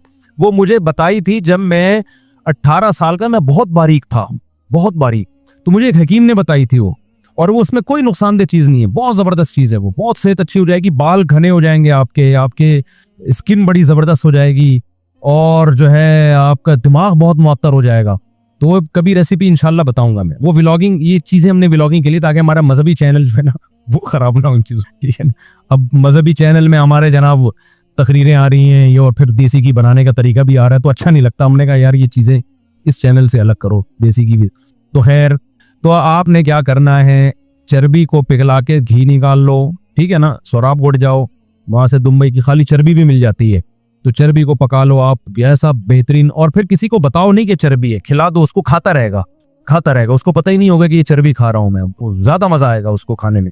तो आप देखो, अगर आपने चीनी कम कर दी अपनी जिंदगी से, और रोटी चावल खत्म ना करो, कम कर दो, खत्म ना करो बल्कि क्या कर दो, कम कर दो। अच्छा एक बात में, जब आप रोटी चावल कम करोगे ना तो आपको कमजोरी महसूस होगी।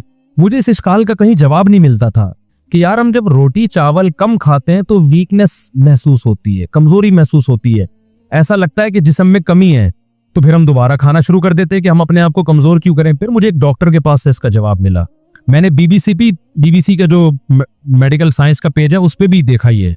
बीबीसी में तो बड़ी मुस्तनद, अक्सर 99% तो बड़ी मुस्तनद रिपोर्टें आती है मेडिकल साइंस के हवाले से। वहां से भी तस्दीक हुई, उन डॉक्टर से भी।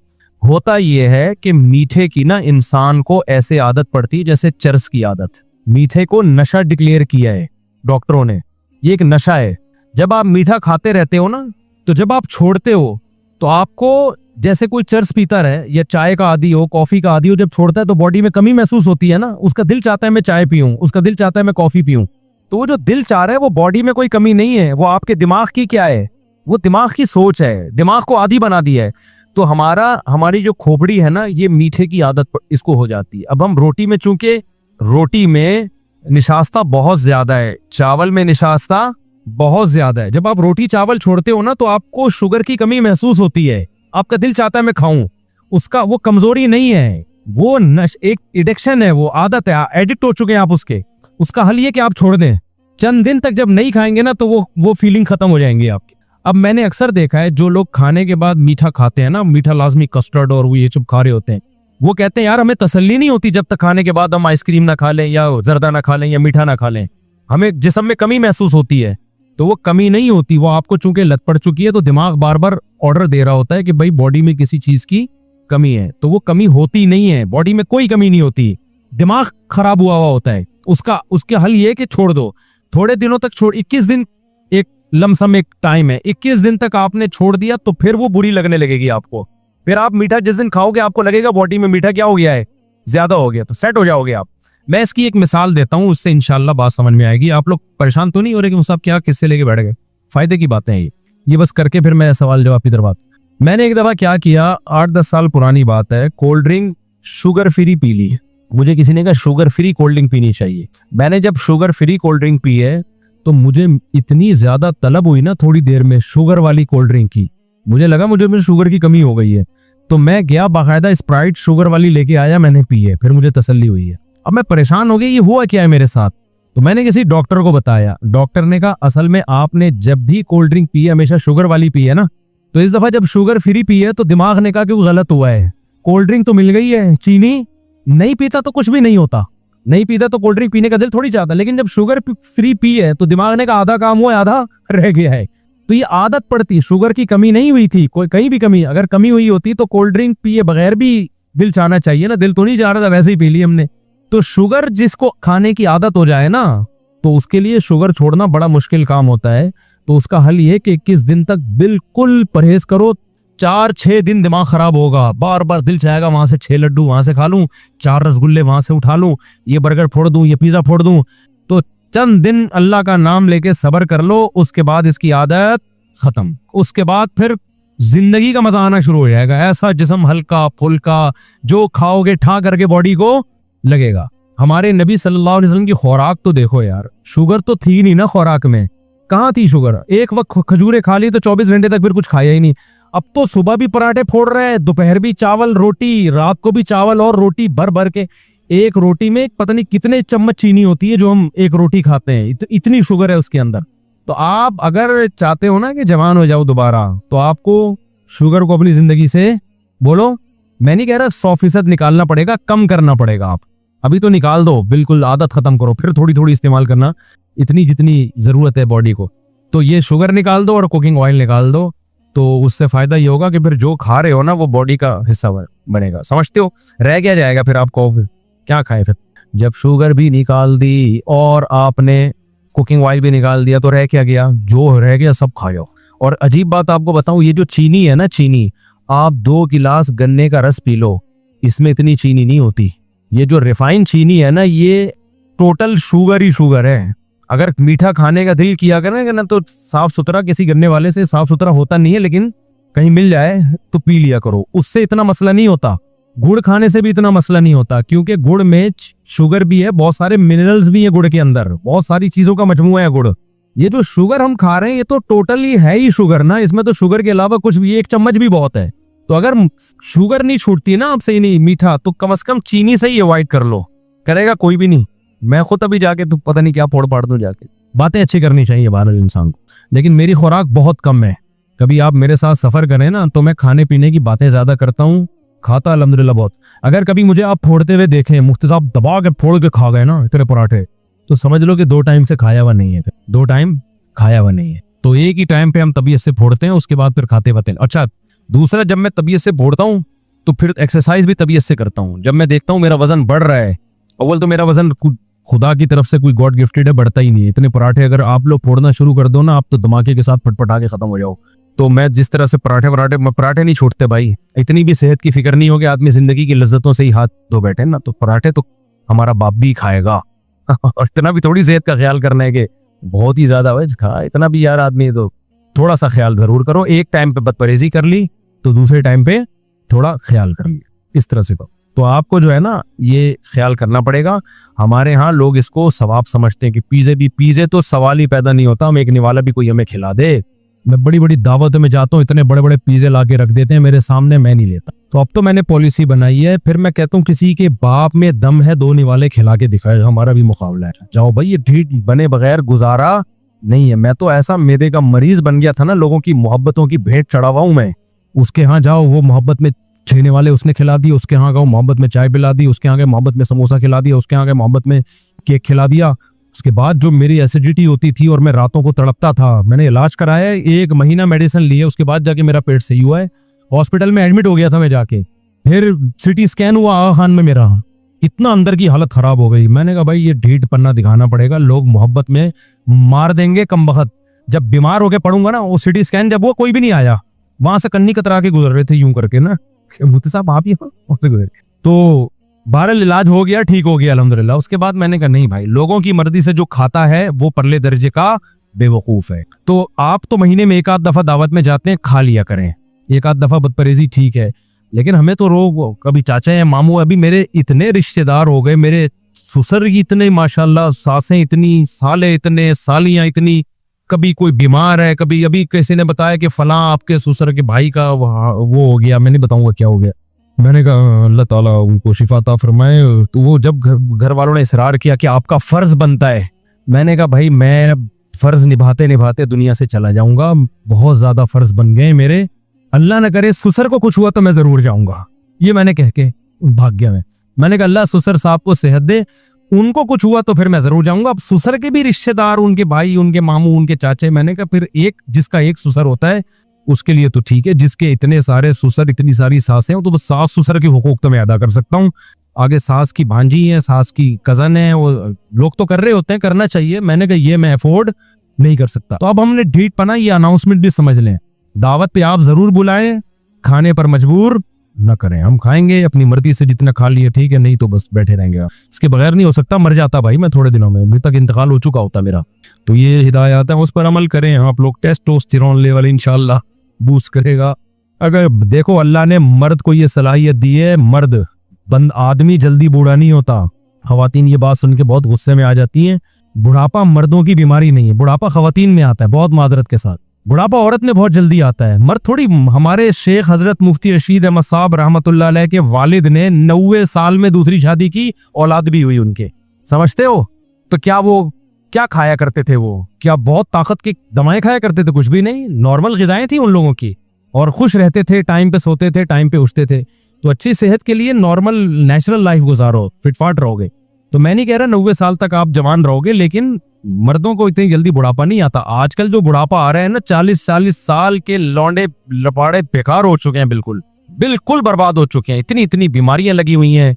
उसकी बड़ी वजह यही है कि खुराकें सही नहीं रही हैं, हमारी खुराकें ठीक नहीं है, लाइफ स्टाइल ठीक नहीं है। 2 चीजें ठीक कर लो तो आप खुश भी रहोगे और जवान भी रहोगे। तो अच्छा भाई, नमाज जनाजा के दोनों सलाम के बाद दोनों हाथ लटका लेने चाहिए। हाथ सखी हसन चौरंगी पर एक बड़ी जामा मस्जिद है, इसमें जुम्मे के दिन सर्विस रोड में भी गलत पार्किंग कर भाई। वो मस्जिद वालों को जाके बोलो, जिस मस्जिद का केस है ना उनको जाके बोलो ना, उस मस्जिद में कुछ गलत हो रहा है तो मुझे क्यों बता रहे हो? वहां जाके इमाम साहब को बोलो ये क्या कर रहे हैं, पार्किंग की जगह नहीं है, लोग गलत पार्किंग कर रहे हैं। रबीउल अव्वल शुरू हो गया। अच्छा, कल कहीं से गुनगुनाने की आवाजें आ रही थी, चल रहा था, किसी ने मोबाइल पे लगा। मैंने कहा ये कौन सा कोई माइकल जैक्सन का नया वॉल्यूम? उन्होंने कहा रबीउल अव्वल पे डांस हो रहा है। वाकई कल दफ्तर में ना किसी ने कोई वो लगाई यूट्यूब पे या इंस्टाग्राम पे कुछ लगाया, तो मैंने कहा क्या हो गया, कोई माइकल जैक्सन का नया वॉल्यूम है क्या है? तो उन्होंने कहा रबीउल अव्वल की खुशी में डांस हो रहा है किसी इलाके में। अस्तगफिरुल्लाह यार, इनको देखो। तो शुक्र है माइकल जैक्सन जिंदा नहीं है, वरना बहुत से लोग जाके माइकल जैक्सन को कहते यार कुछ हमारे लिए भी कभी कुछ गा लो यार, ठीक है ना, एक डांस हमारे लिए भी हो जाए। सहाबा के दौर में रबीउल अव्वल कितनी दफा आया यार, कहीं भी नहीं मिलता हमें कुछ उन्होंने इस तरह के कोई प्रोग्राम किए हो। मेरा सवाल ये कि वो रबीउल अव्वल के बारे में इतना हल्का लिखा हुआ है, जो रात का खाना ना खाए तो क्या वो जल्दी बूढ़ा होगा? बिल्कुल गलत है। रात को तो जितना खाली पेट सोओगे उतना अच्छा है। बच्चों के लिए रात का खाना जरूरी है, बच्चों का पेट भरा हुआ होना चाहिए। बच्चों के उसूल ही कुछ और हैं। जब आप 30 साल के 25 साल के हो तो रात को पेट, जब एक ग्रोथ का टाइम आपका कंप्लीट हो गया ना, 23 साल में डॉक्टर लोग कहते हैं कि बस जितना बढ़ना था वो आप बढ़ गए, अब मजीद बड़े नहीं होंगे। तो अब क्या है कि आप सुबह खाएं बादशाहों की तरह, दोपहर खाएं मालदारों की तरह, और रात खाएं फकीरों की तरह। और जो माहिरीन है ना, ये जब मैं रिपोर्ट पेश करता हूं तो 1-2 डॉक्टरों की तहकीक नहीं होती, समझ रहे हो, बहुत सारे डॉक्टरों से कंफर्म करता हूं मैं फिर। और यूट्यूब पे मैं एतमाद नहीं करता कि यूट्यूब पे किसी डॉक्टर साहब ने कहा हुआ है। यूट्यूब पे सही भी है गलत भी है, बहुत कुछ उल्टा सीधा आ रहा है। जितने भी जो लोग अपनी फिजिकल फिटनेस का ख्याल करते हैं, एक्टरों को देख लो, ये लोग बड़ा ख्याल करते हैं ना कि हम बिल्कुल फिट फाट रहे हैं। 7 बजे, शाम 7 बजे के बाद खाना, ये गोया ऐसे जैसे इनके ऊपर हराम हो गया है, समझ रहे हो।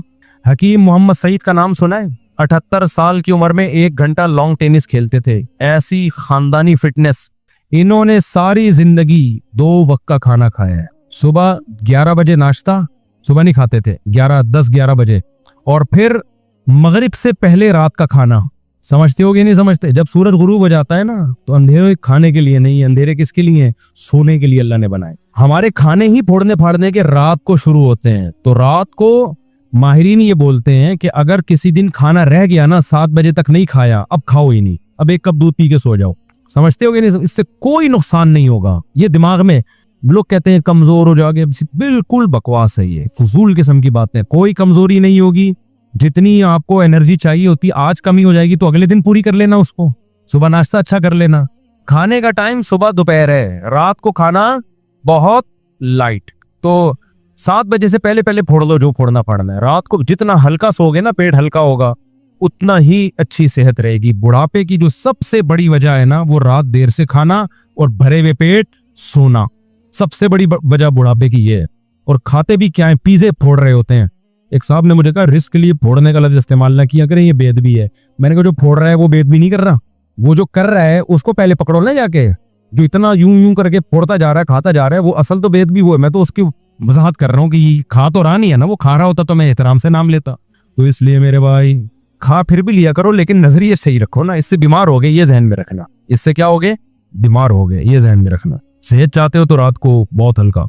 मुफ्ती साहब क्या ना फरमान औलाद की तौबा अल्लाह कबूल करता है, या उसके लिए माँ बाप से माफी मांगना जरूरी है। बाज़ सूरतों में माँ बाप से माफी मांगना जरूरी है, बाज़ सूरतों में माफी मांगे बगैर बस तौबा कर लो। कभी कोई बहुत बड़ी गलती हो जाए तो माफी मांग ले। छोटी मोटी गलतियां जो घरों में होती रहती हैं, कभी अब्बा के सामने ऊंची आवाज हो गई, कभी अम्मा के सामने, तो हमने उलमा से सुना है इनमें माफी मांगना जरूरी नहीं है। क्योंकि ये तो अब एक घर में जब रहते हैं ना, तो छोटी मोटी चीजें चलती हैं। यहां से एक बात ये भी बता दूं, बाज मियाँ बीवी बड़े हसास होते हैं। शौहर ने बीवी को कोई सख्त लफ्ज़ बोल दिया, मुंह बना के बैठ जाता है वो, और कहते हैं मुझसे माफी मांगो, पहले एक्सक्यूज करो। बाज दफा औरत को शौहर ने कोई सख्त लफ्ज बोल दिया, अब बाज मर्दों की आदत होती है सख्त लफ्ज बोल देते हैं, आधे घंटे बाद नॉर्मल होके नॉर्मल लाइफ शुरू कर, लेकिन बेगम उसमें कि इतने सख्त अल्फाज आपने मुझे बोले क्यों? क्या मैं ऐसी हूँ? आपने कहा था मैं यूं कर दूंगा, तो क्या वाकई आप टांगे तोड़ देंगे? क्या वही सिर फोड़ देंगे? ये आपको अल्फाज बोलने नहीं चाहिए थे। जहां ये नाजुक मिजाजी होगी ना, वहां घर नहीं चल सकता। इतना नेक बनने की जरूरत नहीं है कि आपको किसी ने सख्त लफ्ज बोल दिए। मेरे पास केस आते रहते हैं, बेगम बोलती है मेरे मियाँ ने मुझे यूं बोला। मैंने कहा बोल के फिर क्या किया उसने? थोड़ी देर में सेट हो गया ना, दोबारा तो नहीं बोल रहा? नहीं बोला क्यों? बोला क्यों? अब वो माफी मांगे बैठ गए। इसी तरह औरत भी बाज दफा कोई ऐसे बॉब कर देती है, तो बड़े दिल का आदमी कहता है चलो यार जाने दो, होता है, सब घरों में सब कुछ चलता है। अब मसला आजकल ये हो गया है कि हर जगह वजाहतें, हर जगह छोटी छोटी गलतियों पे एक्सप्लेनेशन, और उस पे फिर माफी, ये नहीं चल सकता मामला। मैं अपने दोस्तों को बताता हूँ कि मेरे अब्बा ने हमें बहुत दफा कूटा भी है पकड़ के। हर दफा हमें वजह नहीं पता होती थी कि इस दफा हमसे क्या हुआ जिसकी वजह से हम कुट रहे हैं, ठीक है ना। बाज़ दफा तो अगले दिन पता चलता था इस वजह से हमें। अगर अब्बा हमसे पूछ के कूटते कि बेटा आज तू फिर ट्यूशन नहीं जा रहा, तो मैं कहता अब्बा आज मैं ट्यूशन नहीं जा रहा तो मेरी गलती है। उस पे एक दफा चमाटा बनता है बस। फिर अब्बा लगाते एक थप्पड़, मैं कहता हाँ इतना तो बनता है। भाई मैं ट्यूशन नहीं गया, बनता एक था, अब्बा ने लगा 3 दिए। अब मैं मुंह बना के बैठ दूं यार इतनी सी गलती पे अब्बा ने 3 थप्पड़ लगा लिए, तो यार ये कैसा पागलपने की बात है ना।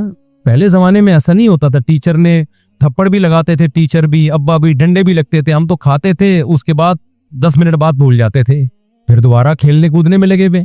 आजकल की नई नस्ल इतनी नाजुक मिजाज है, अब्बा कभी डांट दें तो फिर अब्बा ने मुझे डांटा क्यों?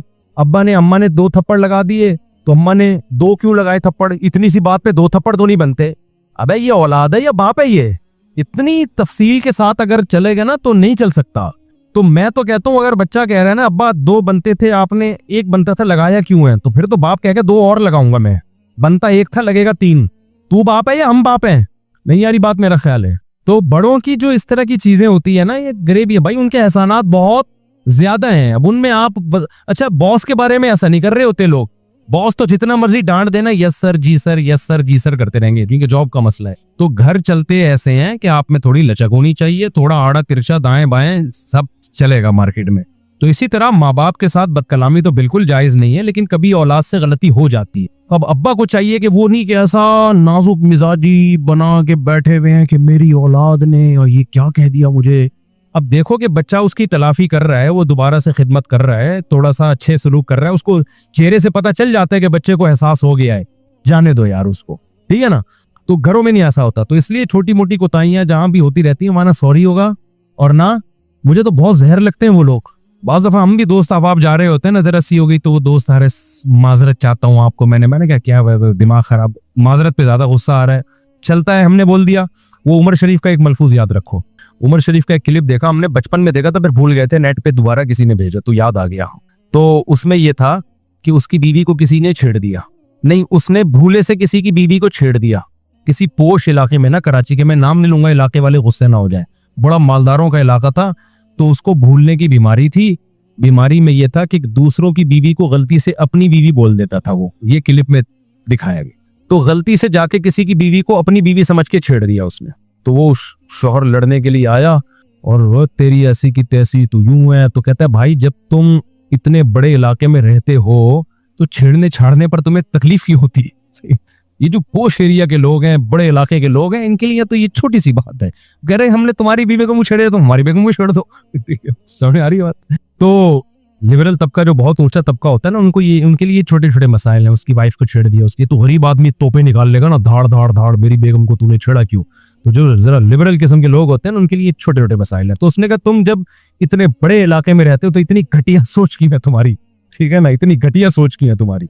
ये तो खैर एक मिसाल है समझाने के लिए, लेकिन बात इतनी जरूर है कि जब आप घर में रहते हैं तो ऊंच नीच हर एक से होती है। कभी बड़ा भाई छोटे पे नाराज होएगा, कभी छोटा बड़े की थोड़ी सी बदतमीजी कर लेगा, कभी मियाँ ने बीवी से बदतमीजी, कभी बेगम ने मियाँ से बदतमीजी, कभी अब्बा ने थोड़ा दो बनता एक थप्पड़ था लगा, 4 चमाटे दिए। तो इनमें सॉरी वॉरी नहीं होता कि हर आदमी एक्सक्यूज करता रहे, ये पागलपन है, नफसियाती वो चलता है। फौरन इसमें क्या करना है, चलता है मार्केट में, ठीक है ना। ऐसा भी, इस तरह भी। हमारे पास एक केस आया, उसके 4-5 बच्चे थे, एक बच्चा बिगड़ गया ना, इतना नहीं बिगड़ा था। तो मैंने कहा चलता है, इतना तो बिगड़ते, मैंने कहा 4-3 बच्चे सही हैं तो एक तो बिगड़न थोड़ा सा तो बिगड़ना चाहिए ना भाई। तो चलता है। तो इतना मुतमईन होके गए, कह रहे मैं तो इतनी डिप्रेशन में जा रहा था। मैंने कहा तो बिगड़ा ही नहीं है भाई, ये तो बिगड़ा ही नहीं है, ये तो ना चर्स पीता है, ना हीरोइन पीता है, ना गलत लड़कों में जाके बैठता है, तो बस थोड़ा सा बदतमीज है माशाल्लाह। ये तो नजर बस से बचने के लिए अल्लाह ने बहुत बेहतरीन इंतजाम किया, आपके काम नहीं करता घर के, ये शिकायत है उनको। मैंने कहा तो सुभान अल्लाह, ये तो बहुत ही अल्लाह ने आपके घर को नवाज, 3 सही है आपके, एक थोड़ा सा बिगड़ गया। तो नॉर्मल जो जितनी भी इस तरह की चीजें होती हैं घरों में सब चलता है। अच्छा होता ही है कि बाज दफा आपको किसी की बात पे घर में गुस्सा बहुत ज्यादा आ जाता है। जैसे बेगम ने कोई उल्टी बात की, आपका मीटर घूम गया। अब बेगम कहेगी उस दिन तो कह रहे थे सब चलता है, तो मैंने उल्टी बात की तो इतना एक्सट्रीम लेवल पे आपको गुस्सा क्यों आ गया? तो आप बोलो ये भी क्या है, चलता है। फिर आगे से वो जवाब दे दे तो ये भी क्या है। असल में जब गुस्से में जो कॉन्वर्सेशन होती है ना, वो सब चलता है। बात यह कि जब थोड़ी आधा 1 घंटे में हर आदमी सेट हो जाता है, जितनी भी बड़ी से बड़ी लड़ाई हो ना 1-1.5 घंटे से ज्यादा चलती नहीं है, क्योंकि इतना अल्लाह ने इंसान को दिमाग नहीं दिया था कि 1 घंटे तक गुस्से में भिन्नाता रहो तो मर जाएगा, ब्लड यानी ब्रेन हेमरेज से मर जाएगा। जब इंसान को गुस्सा आता है ना, आपका इतना दिमाग फट रहा होता है, अगर ये गुस्सा 1 घंटे तक कंटिन्यू इसी तरह चले आप तो मर जाए। तो अल्लाह मियां ने सिस्टम ऐसा बनाया हुआ है, थोड़ी देर के बाद गुस्सा आहिस्ता आहिस्ता नीचे आना शुरू होता है। तो 1 घंटे के बाद सब सेट हो जाएगा। उस वक्त फिर ये नहीं कि तुमने यूं बोला था तो फिर वरना दोबारा गुस्सा आ जाएगा। फिर जो जिसने बोला था माफ, ठीक है, जो जिसने बोला था क्या हो गया। देखो कुरान क्या कहता है, मूसा अलैहिस्सलाम वापस जब आए ना, बनी इस्राइल को देखा बछड़े की इबादत कर रहे हैं, गजब से मूसा अलैहिस्सलाम ने क्या किया है, अपने भाई हारून की दाढ़ी पकड़ के खींची, हालांकि वो भी पैगंबर थे। अलकल अलवाह और तौरात की तख्तियों को ऐसे मजबूती के साथ एक तरफ रख दिया, जिसको इल्का से ताबीर किया कुरान ने। तौरात आपके हाथ में थी, उसको मजबूती के साथ ऐसे रखा जैसे बहुत गुस्से में नहीं होते, और फिर अपने भाई की दाढ़ी पकड़ के ऐसे खींची है, यजुर्रुहु इलैक, इतने गुस्से में। कुरान के आते हैं फलम्मा सकता अल मूसल गजब, थोड़ी देर में मूसा का गुस्सा क्या हो गया, ठंडा। तो फिर क्या किया है, वो तौरात की तख्तियां तलाश कर रहे हैं। भाई वो तख्तियां कहाँ रखी है, मैंने जो मैं लेकर आया था, वो तख्तियां उठाई और फिर अपने लिए भी और अपने भाई के लिए भी अल्लाह से मगफिरत की दुआ मांगी। तो जब पैगंबरों के साथ ये हालत होती थी, गुस्से में बिल्कुल अलग, गुस्से में अल्लाह से दुआएं नहीं मांग रहे, क्योंकि गुस्से में तो आदमी कहता है मैं किस पे निकालूं गुस्सा। हजरत मूसा को हारून पे गुस्सा आ रहा था कि मैं आपको पीछे छोड़ कर गया था और ये कौम बछड़े की इबादत में लग गई है। लेकिन जब थोड़ी देर में हजरत मूसा का गुस्सा भी ठंडा हो गया, तो बजाय भाई की दाढ़ी पकड़ के खींचने के, क़ाल रब्बिग़फ़िरली वली अख़ी, अल्लाह मुझे भी माफ कर दे, शायद मेरी कोई कोताही हो, मेरे भाई की भी को भी माफ कर दे अगर इनसे कोताही हुई है। फौरन भाई के लिए रहमत का जज्बा पैदा हो गया कि नहीं हो गया? और फिर अलकल अलवाह और तौरात की तख्तियां उठाई और कौम को बताने लगे इसमें ये लिखा है, इसमें ये लिखा है, इसमें ये लिखा है। तो भाई जब पैगंबरों पे भी ये कैफियत आती थी, गुस्से में कुछ और कंडीशन और नॉर्मल कुछ और, तो हम और आप किस खेत की मूली हैं? तो बेगम भी गुस्से में 2-2 फुट उछलेगी, मियाँ 4-4 फुट उछलेगा, क्योंकि वो उसको ये है कि मैं सरबराह हूं, तो ये अगर 2 फुट उछल रही है तो मेरा हक बनता है कि मैं कितने फुट उछलूं? मैं 4 फुट उछलूं। अब्बा 6 फुट उछलेंगे, क्योंकि उनको ये होगा मैं क्या हूं? मैं अब्बा हूं। और कम से कम 1-1 इंच औलाद भी उछलती है, अगरचे वो औलाद है लेकिन है तो इंसान ना, गुस्सा उसको भी आएगा, तो कभी 2 फुट नहीं तो कम से कम 1 इंच वो भी उछलेगी। इसी उछल कूद में हंसी खुशी जिंदगी गुजरेगी। लेकिन आधा घंटे बाद, 1 घंटे बाद सब उछलना कूदना बंद कर देते हैं, नॉर्मल अपनी अपनी जगहों पे बैठ जाते हैं। अब उसका हल घरों में ये है कि अब ये नहीं कि किसकी गलती थी, किसने क्या कहा, जाने दो, ठीक है ना। और कभी बहुत ज्यादा अहम बात हो तो फिर अलग से बिठा के नसीहत कर लो बच्चों को। बहुत कोई अहम बात हो तो फिर अलग से बिठा के घर वालों को, आइंदा भाई ऐसा हम करेंगे ताकि ये दोबारा ना हो। होगा फिर भी दोबारा, ये फिर भी दोबारा होगा। इसी तरह जिंदगी गुजरेगी, मर जाओगे। 100% कहीं भी ऐसा नहीं होता कि सारे मोहब्बत से ही रहते हैं। अब तबलीगी जमात में हमने देखा, साल साल की जमातें निकलती हैं ना, उसमें बाज़ दफ़ा आपस में इख्तलाफ शुरू हो जाते हैं, और मदरसों में हो जाते हैं, स्कूलों में हो जाते हैं, यूनिवर्सिटियों में हो जाते हैं, हर जगह हो जाते हैं। सफ़र में आप 4-6 आदमी जिगरी दोस्त हो, निकले 3 दिन 4 दिन 1 हफ्ता 10 दिन मोहब्बत से, 11वें दिन आप देखो पड्डा शुरू, वो उसकी बात दिल पे लेके बैठ गया, उसने मुझे ये क्यों बोल दिया, वो उसकी बात दिल, ये होता है, ये इंसान की नेचर है। तो इसमें हल यही है कि बस जाने दो, नाफरमान तौबा ऐसा करके ना, रात का खाना ना खाएं तो क्या वो जल्दी बूढ़ा होगा, बता दिया मैंने रात का खाना नहीं खाओ, थोड़ा सा बस 7 बजे से पहले थोड़ा बहुत खा के सो जाओ। बाकी मैं भी इस पे अमल नहीं करता, बस बातें करने पे, ठीक है यार, नींद ही नहीं आती रात का खाना नहीं खाओ तो। मेरे खालू इकबाल बुखारी दिल के अस्पताल में दाखिल है, इनकी इस सेहत के लिए दुआ फरमाए, दिल से दुआ है जी, अल्लाह ताला सेहत फरमाए। ये देखो जो दिल का बीमारी है ना, डॉक्टरों से सुना है 15 साल आप बदपरहेजी करते हो तब जाके आपका हार्ट खराब होता है, यानी अचानक दिल खराब नहीं हो जाता। 15 साल से कुछ ऐसे गलत पराठे खा रहे होते हो आप, और इतनी गलत चीजें खा रहे होते हो कि फितरत आपको 15 साल संभलने का मौका देती है। 15 साल कम नहीं होते हैं। तो जिसको हार्ट अटैक हो रहा है ना, गालिब ये है कि 15 साल से बॉडी में मुसलसल कोई गलत चीज जा रही है। तो अल्लाह मियां ने हमारी बॉडी को बड़ा खानदानी, गुर्दे, हमारी किडनी इतने स्ट्रांग अल्लाह ने एक हमारी बॉडी का पार्ट बनाया है ना। मैंने किडनी स्पेशलिस्ट से सुना है कि इतना स्ट्रांग हिस्सा है ना ये बॉडी का, इसका खराब होना बहुत मुश्किल है, लेकिन हर तीसरा चौथा आदमी गुर्दे का मरीज है। इसका मतलब इतना स्ट्रांग होके भी कुछ इतनी गलत चीजें मुसलसल बॉडी में डाल रहे हैं कि गुर्दे फेल हो जाते हैं। तो अल्लाह मियां ने बहुत खानदानी हमारी बॉडी बनाई है, हम उसको जुल्म ज्यादती कर करके मुसलसल टॉर्चर करते हैं हम उसको, तब जाके इसका बेड़ा गर्क होता है। अच्छा भाई, अगर ये बता दिया मेरे भाई, चलो बस बहुत हो गया।